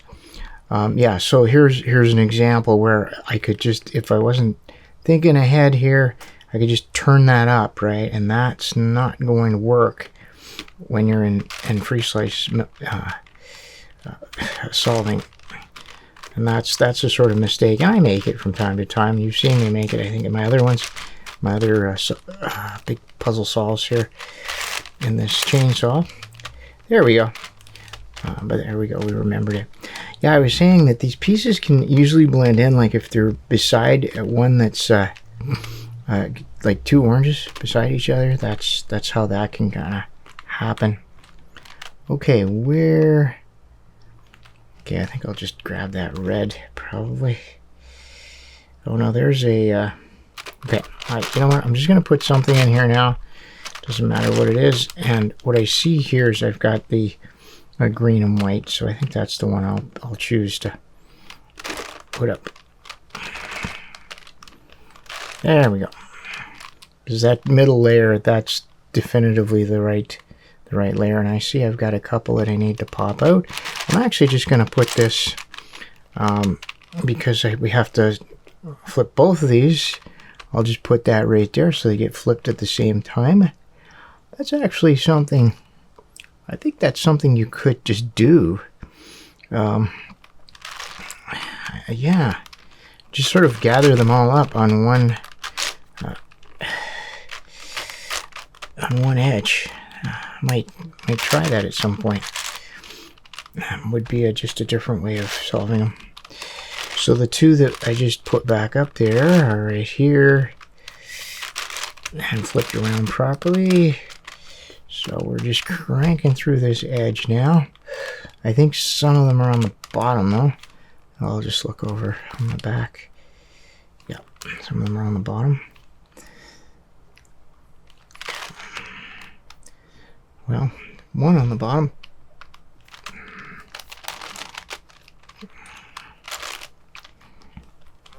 Oh, I just saw another one go by. So, and that's the other one that we're missing. So, yeah, this is going quite smoothly. There's only 12 edges to do, and 8 of them will be done at the free slice. Yeah, and I do find a free slice it's interesting. That's basically it. It's maybe, maybe, oh, there's one more. Oh, I messed up. Okay, that's all right.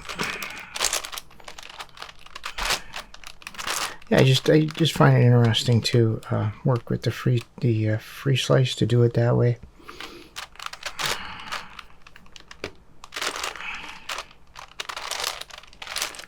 Okay, and there we go.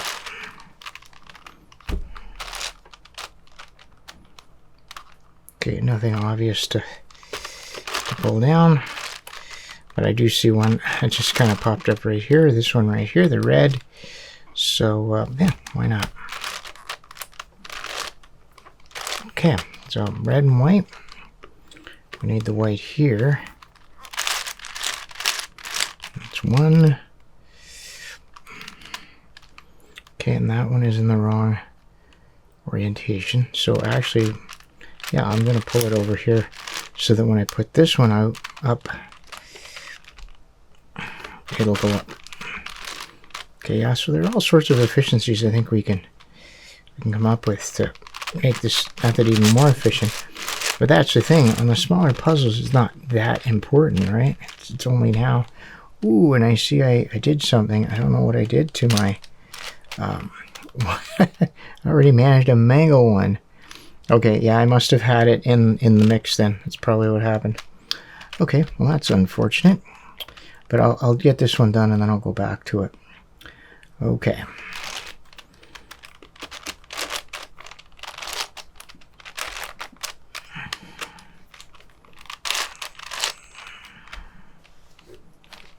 Okay.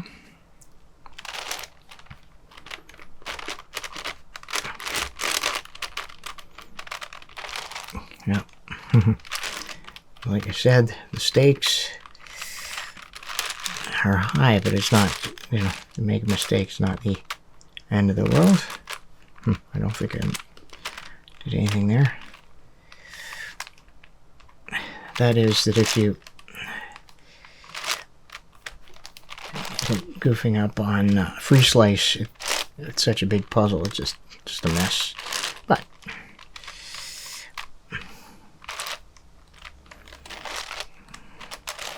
okay, so this is going pretty quickly. I think I am being slowed down just a bit by the size of the puzzle and the weight of it. Okay, I know I saw another one here. There it is.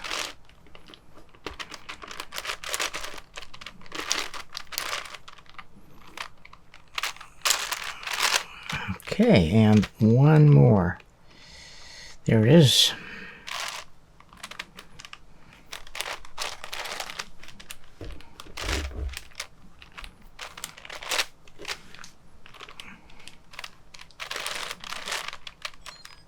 Okay, so what I'll do now is just take down this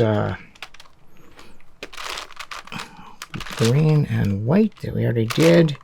Okay, I can see the piece with it. It just, where'd it go? Oh, there it is.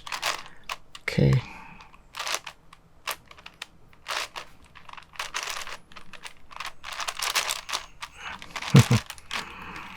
All right, there. Whoop, what? Oh.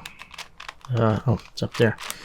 All right, so my case of my crime has been fixed. Okay, and we have 3 completed edges on the top, and I have blue and white ready to go. And no, not and a couple of them. All right, let's give it a try. Okay, that's one. Okay, another one. That's good. Okay, and I have one that's wrong here, so I'll flip it over here so that it gets put up when we get our next one. So we need the blue showing on. Oh, okay. Well, that piece has two target pieces in it, and one of them we can use, and one of them is backwards.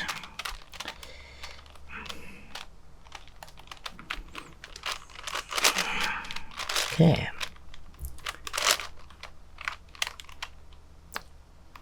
Oops. Okay, well, sometimes the puzzle wins. Okay, that was my mistake. Okay.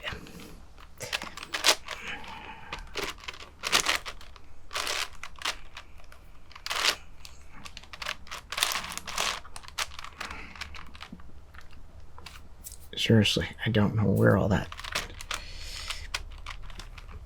hairs come from. Okay.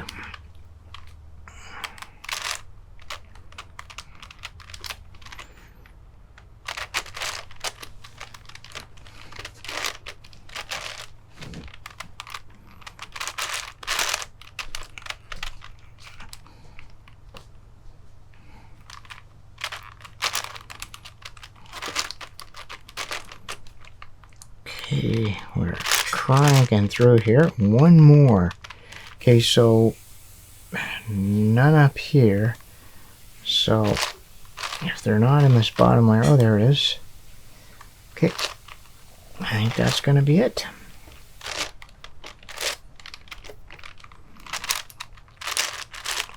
Awesome.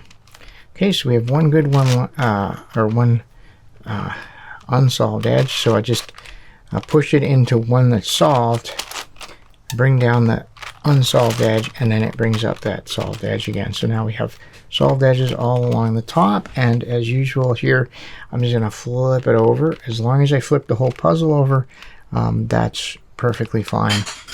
You don't have to do that. It just gives me access to all these. It's a little easier to see them.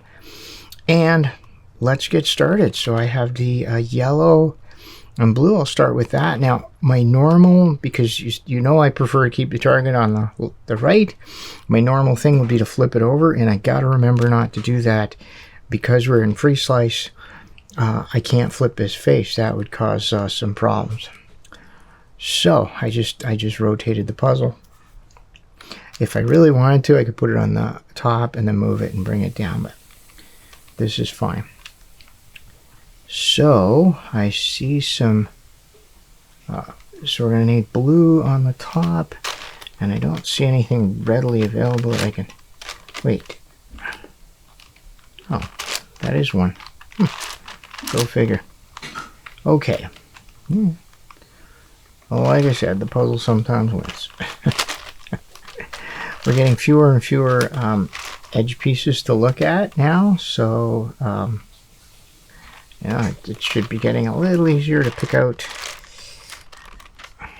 pieces. On the other hand, we have a higher concentration now of similar colors.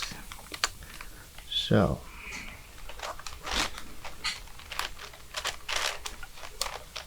you don't have to look in the bottom at all now, though. So that limits the number of places where the pieces could be.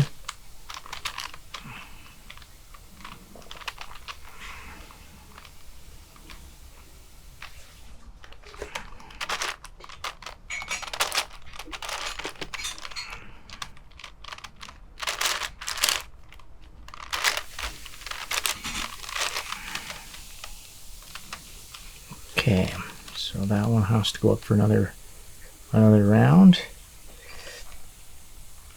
Okay, and I don't see anything on the top, so that means we have some, should have some. Well, there's only two outstanding, so it's actually okay. Well, oh, there they are, the two of them. That's the two I need, but I have to flip this edge. So go up and down, and we can't use any other technique here. We just have to flip it entirely using the top layer, and there we go. That one and that one. I think that went pretty quickly. Squaring everything up. I'm trying to do that without banging it too much on the table, because it has an outsized response when you do that on the audio. Yeah, it's a little peculiar thing. Okay, so that one's wrong, and that other one's wrong. Okay, that one's wrong, and that one's wrong. But that's four pieces that can just be flipped. So that's what I'm going to do. But first I'll pull down these ones. I see this is good here. There we go. And now I'll go back and get those ones that I just put up.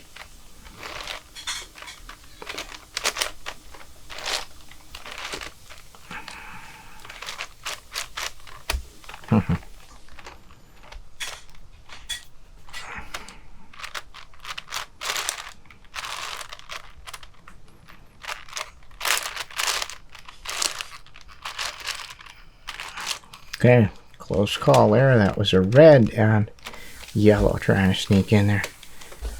Okay, two more to go.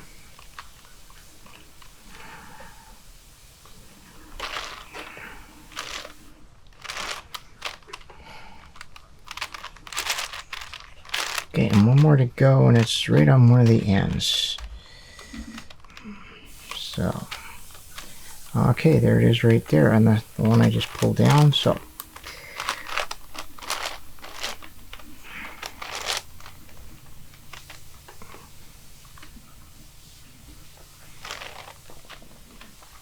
see, I want the yellow, so.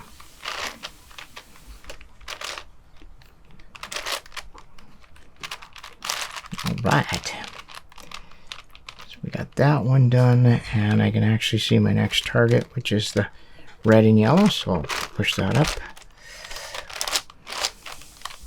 Okay, and I picked the red and yellow because it was just, it happened to be right there, and that is the right edge for red and yellow. Okay, so this one's wrong.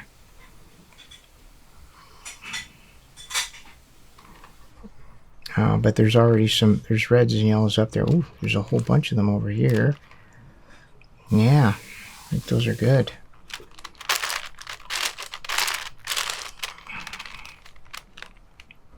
Okay, nice. Well, that went fairly quickly, so that one's wrong. We'll fix that. So I need yellow. Visible. No, I need, yeah, I do need yellow visible, which means that one's right. Okay.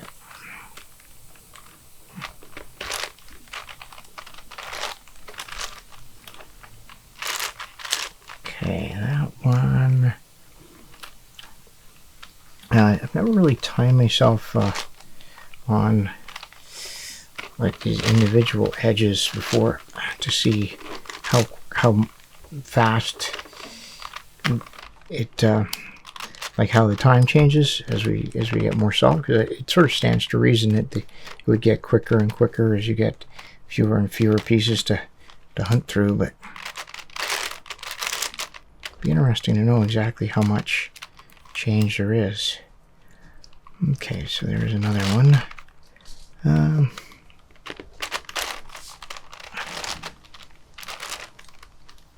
Okay, there we are, and one more, and there it is right there.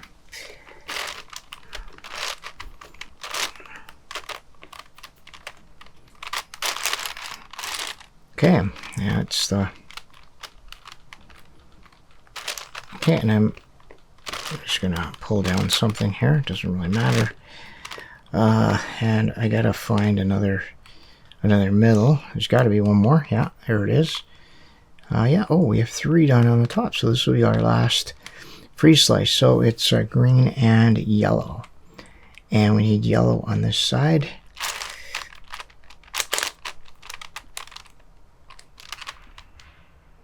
And yeah, I'm just gonna put this. I'm gonna put this one up because it has a lot of pieces.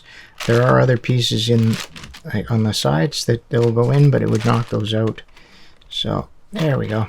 That one is good, and then that one. Yeah. Okay, and it stands to reason we're going to have a lot of pieces on the sides. Now, as we're filling up the top and the bottom with solved edges. Okay, you know what? There's a lot up here. So let's just get to those.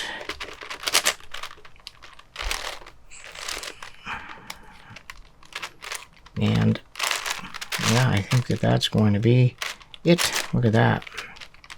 And yes, I know I don't have to turn the top back. Habits, you know, habits, right? It's not harmful. So to end the free slice, then we have to put the solved edge up. We've got all the solved edges on the bottom, and now we undo the slices. Okay. And hopefully you don't have to cross your fingers when you're doing this. The first few times you do it, maybe you do. But check, everything's good. So now we're ready to do our swap and replace method. So I have blue and red right here, and I have a few more blues and reds in there. So we can't just, if we find some over here, we can't just shove them in there. We actually have to do an algorithm to swap them, right? So that's there. What I'm just doing now is getting, there was a slice which had a couple of them all ready to go. So, and yeah, okay, I'm pushing some out, but these were, I think anyway, Maybe they're not that good. Okay, I think I oversold that one. Anyway, that one right there. So this is a blue and orange right here. So I'm going to try and bring back a blue and orange. And that has to be blue. You know what? That's not the right one. So it's fourth from the bottom. Yeah, that would be close. So I got to try and find it unless it's right there. So yeah, I can't do it. So all right, well, we'll just bring something else then, but not that blue and orange, because that one, yeah, we don't want to put a wrong one in, like one that's upside down. Okay, let's try this here.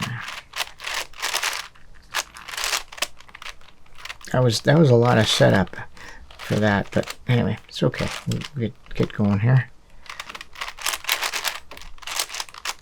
Okay. I ended up accidentally bringing a blue and orange. Okay, well, whatever.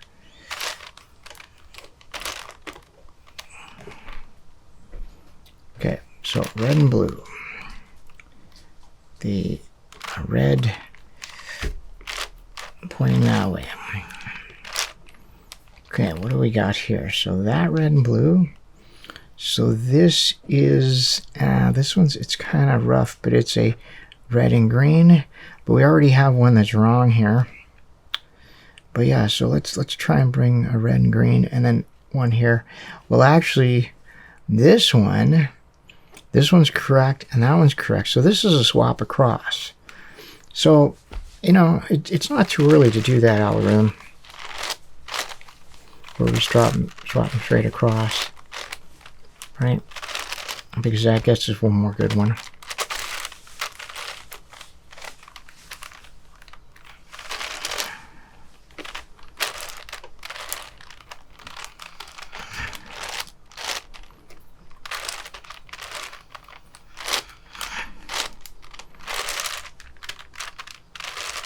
Okay. So yeah, so that got us that one, and it got us that one. So that's good. I'm happy with that. Now we're going to go across here, and what we need is the red and green. Let's see if we can find it. It's and we need the green visible. So it's going to be one of these two down here. Yep, so it'll be that one. Okay. And actually, yeah, this is the right one for that. No, that's the right one for that. Oh wait, yeah. You know what? I'm gonna do both layers, and I'll show you why eventually here. I get this. Okay. Oh. Okay, well that was a mistake. Anyway, okay. I thought I was doing something good. Well, sort of. I got one red and green in there. It wasn't quite what I intended, but anyway, red and green. I'm having my problems here. So this one, that one's wrong, that one's wrong. Yeah, I gotta up my game here and get some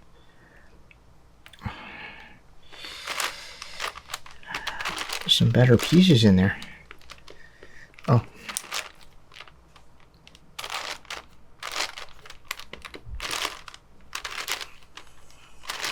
Okay, so these two will fix these ones. This one, oh yeah, this one's good. So I'll put those in, and then what I'd like to have is blue and red here, if I can find them. That's tricky, and I need the blue facing up. We don't have a lot of places to look. Oh, and I accidentally munched something there, so I'll have to figure out what I did there. Whew. You know what? This is all just junk. I'm just going to go ahead and do it. It's a little too complicated to try and figure out.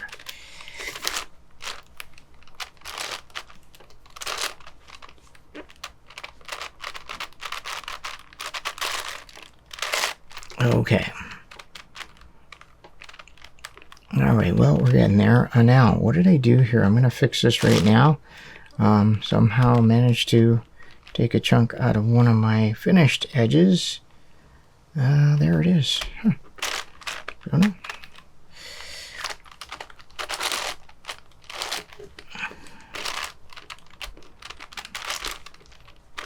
Okay, and as far as this edge goes, well, it is green and orange, so maybe I'll be able to put a green and orange in there.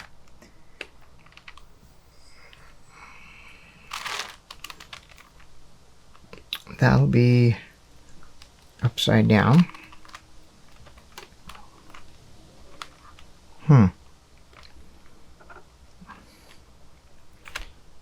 But I don't see the other one.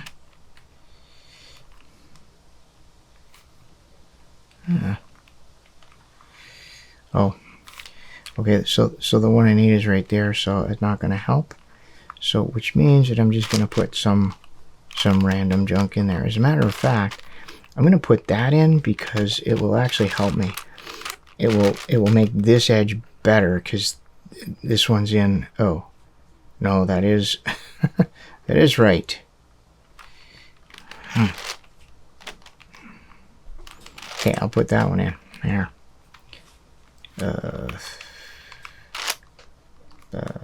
Okay.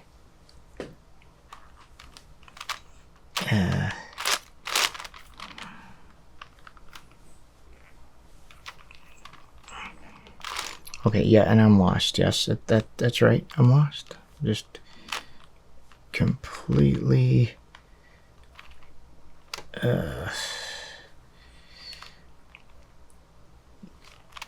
Oh. All right.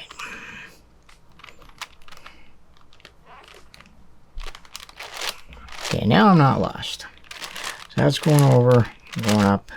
Yeah, so I just... oh.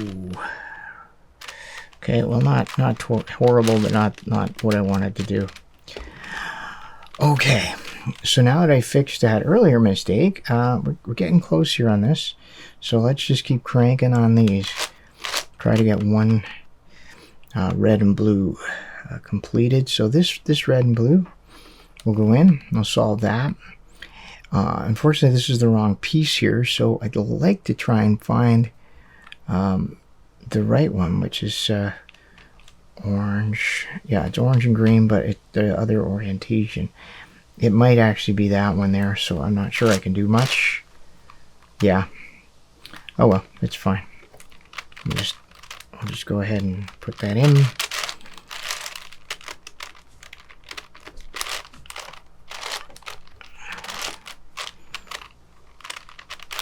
Just trying to leave as little algorithm work at the end as possible.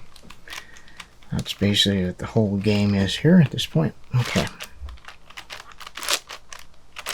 Okay, so back to this red and blue, trying to get the whole thing done. So that one will go.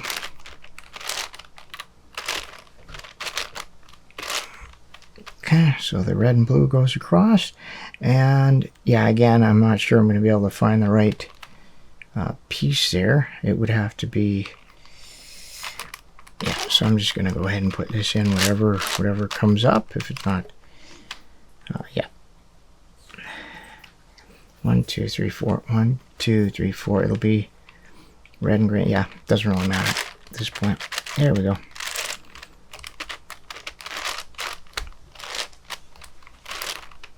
Nice. Okay, and our last thing to do... whoa. Our last thing to do is to not wreck stuff. Okay, yeah, you can tell I'm getting tired here. I think that's a pretty clear sign that I'm getting tired. Kind of making that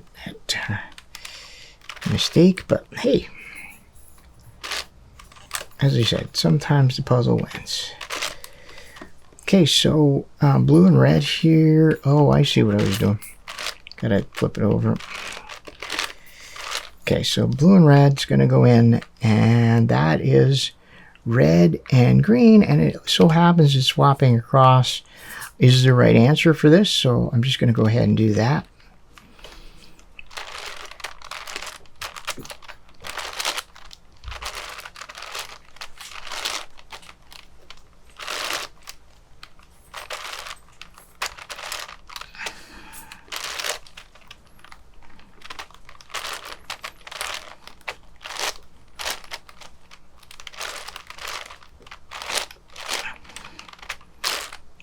Okay, and so that edge is done, and now I think we're down to 2 edges, and this is the part where we get to see what we can do is getting everything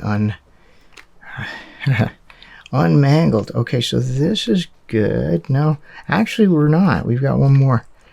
I see that we've got one more edge here, so that's, I guess that's good in a way. We can just keep cranking here. Yeah.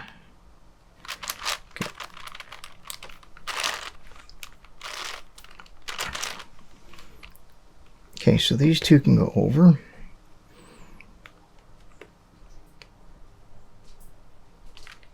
Yeah, why not? And I really don't. Okay, I'm going to flip this around to minimize the amount of damage when we bring them, and yeah, why not? That'll help that edge quite a bit. Okay.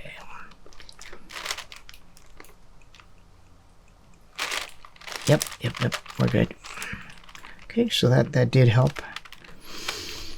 And why don't I just see how much of that I can get done here.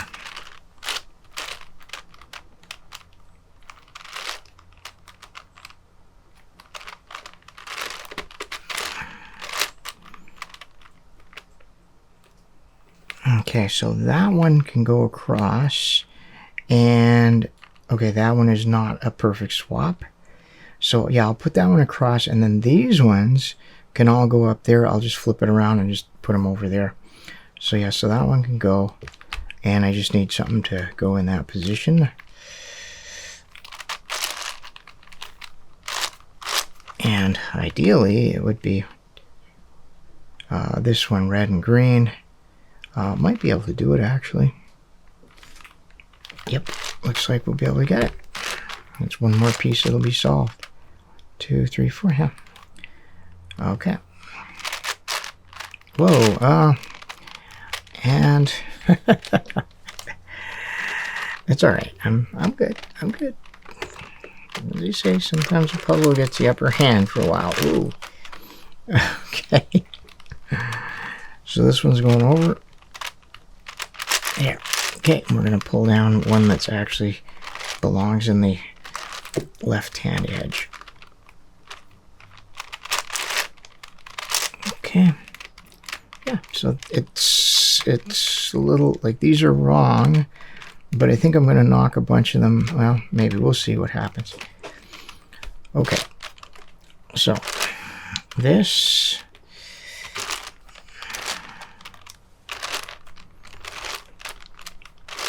Okay, so to finish this edge, I need 3, and I happen to have them right here. So let's see if we can strategize this.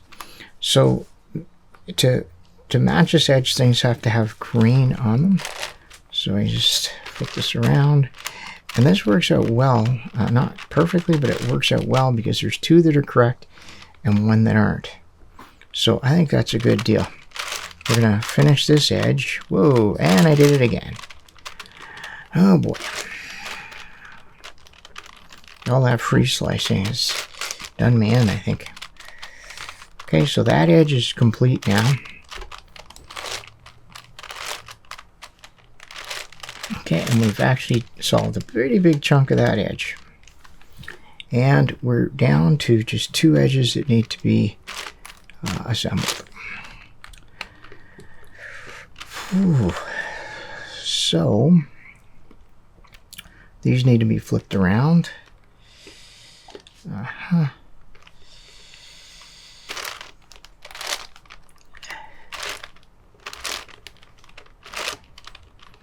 Okay, so these 2 could go over there. Now the problem I have is that yeah, there's no nothing else to put them into. So I can use the edge swap, which is fine because neither of these belong here. That one's going to be wrong.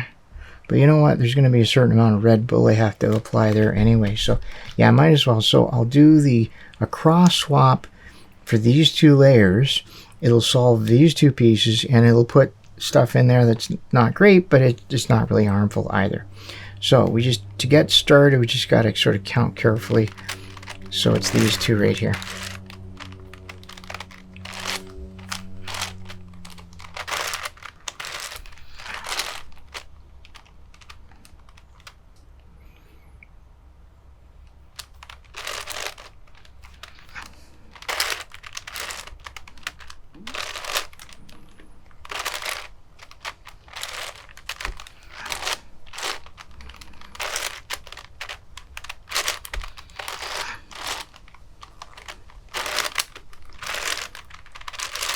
Okay, now that's looking pretty good now. Wow, just got one more to go over here, so I'm happy with that. I can see that I need to flip this around. Okay, so that one goes across, that one will go, and then it looks like I'll have just a couple, just one, maybe one Red Bull to apply. So this is 3, so we'll start over here and do the swap across again.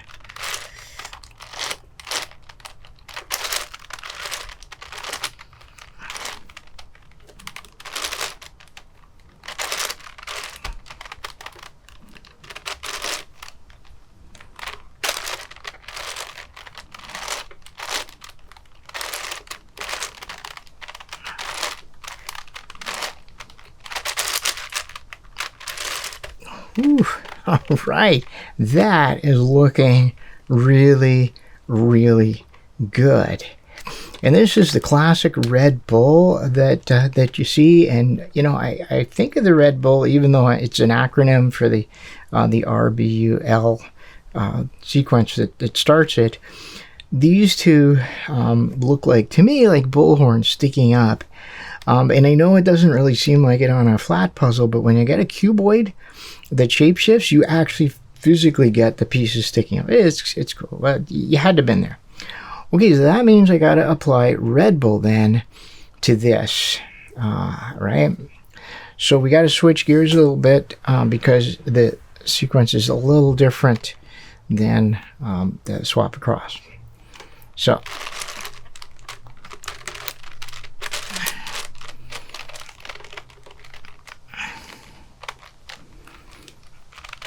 oh boy.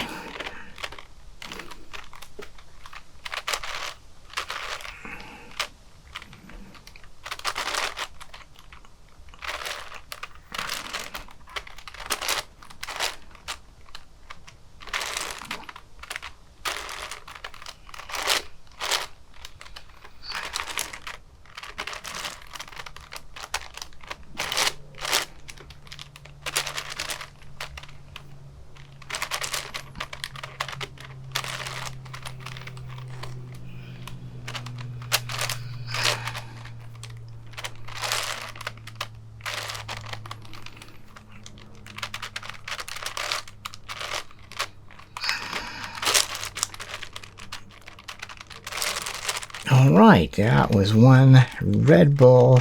Pretty awkward to do on such a big puzzle, but there we are.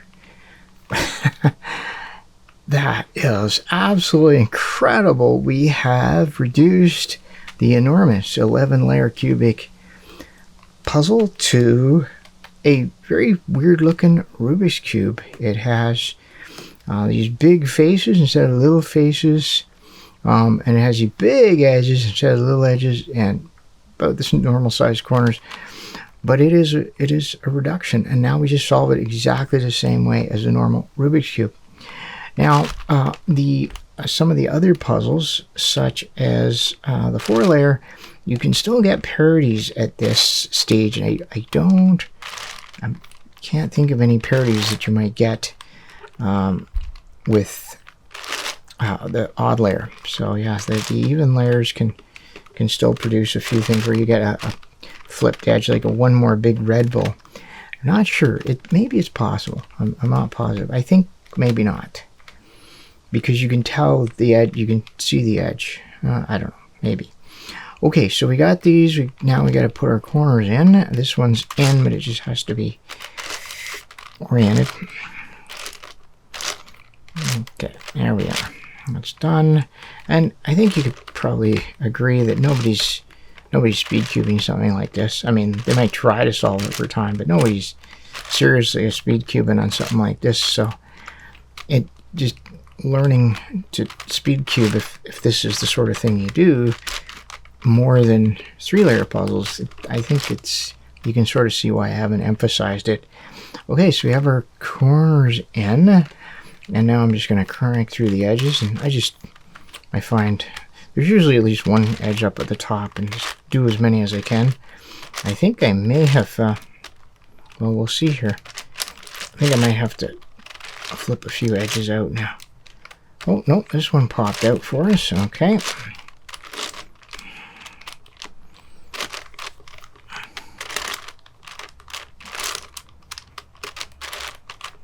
Okay, so. Okay, there's another one. Okay, and oh, there we are. It's a red and green.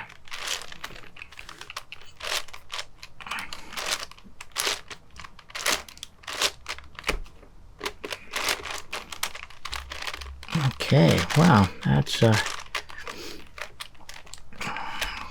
okay. And one, is it one more? Looks like.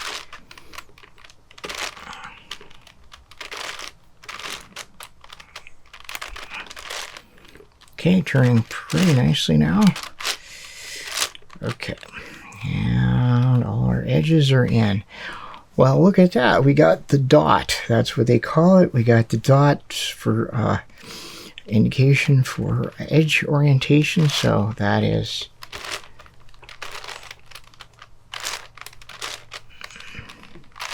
okay. Now we get the L, and I've explained this, that I put the L over here because it's a little easier on these big puzzles to do it. I do it in 2 steps basically.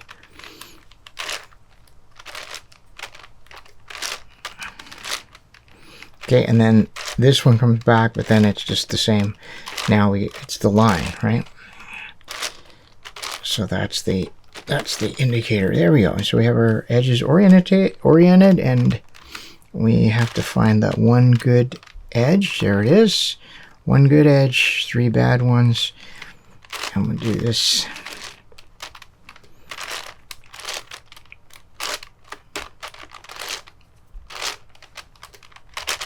And so our edges are good. Got to find that one good corner, which is right here.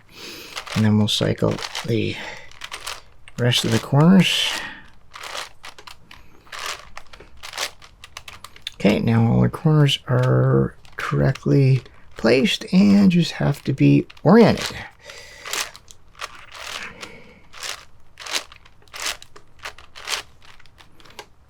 Okay, so I'm just supporting the puzzle now just on sort of one edge of it.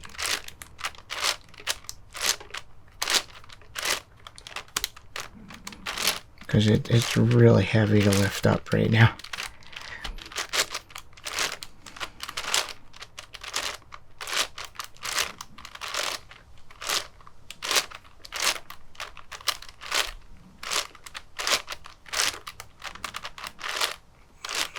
Okay, and now last one.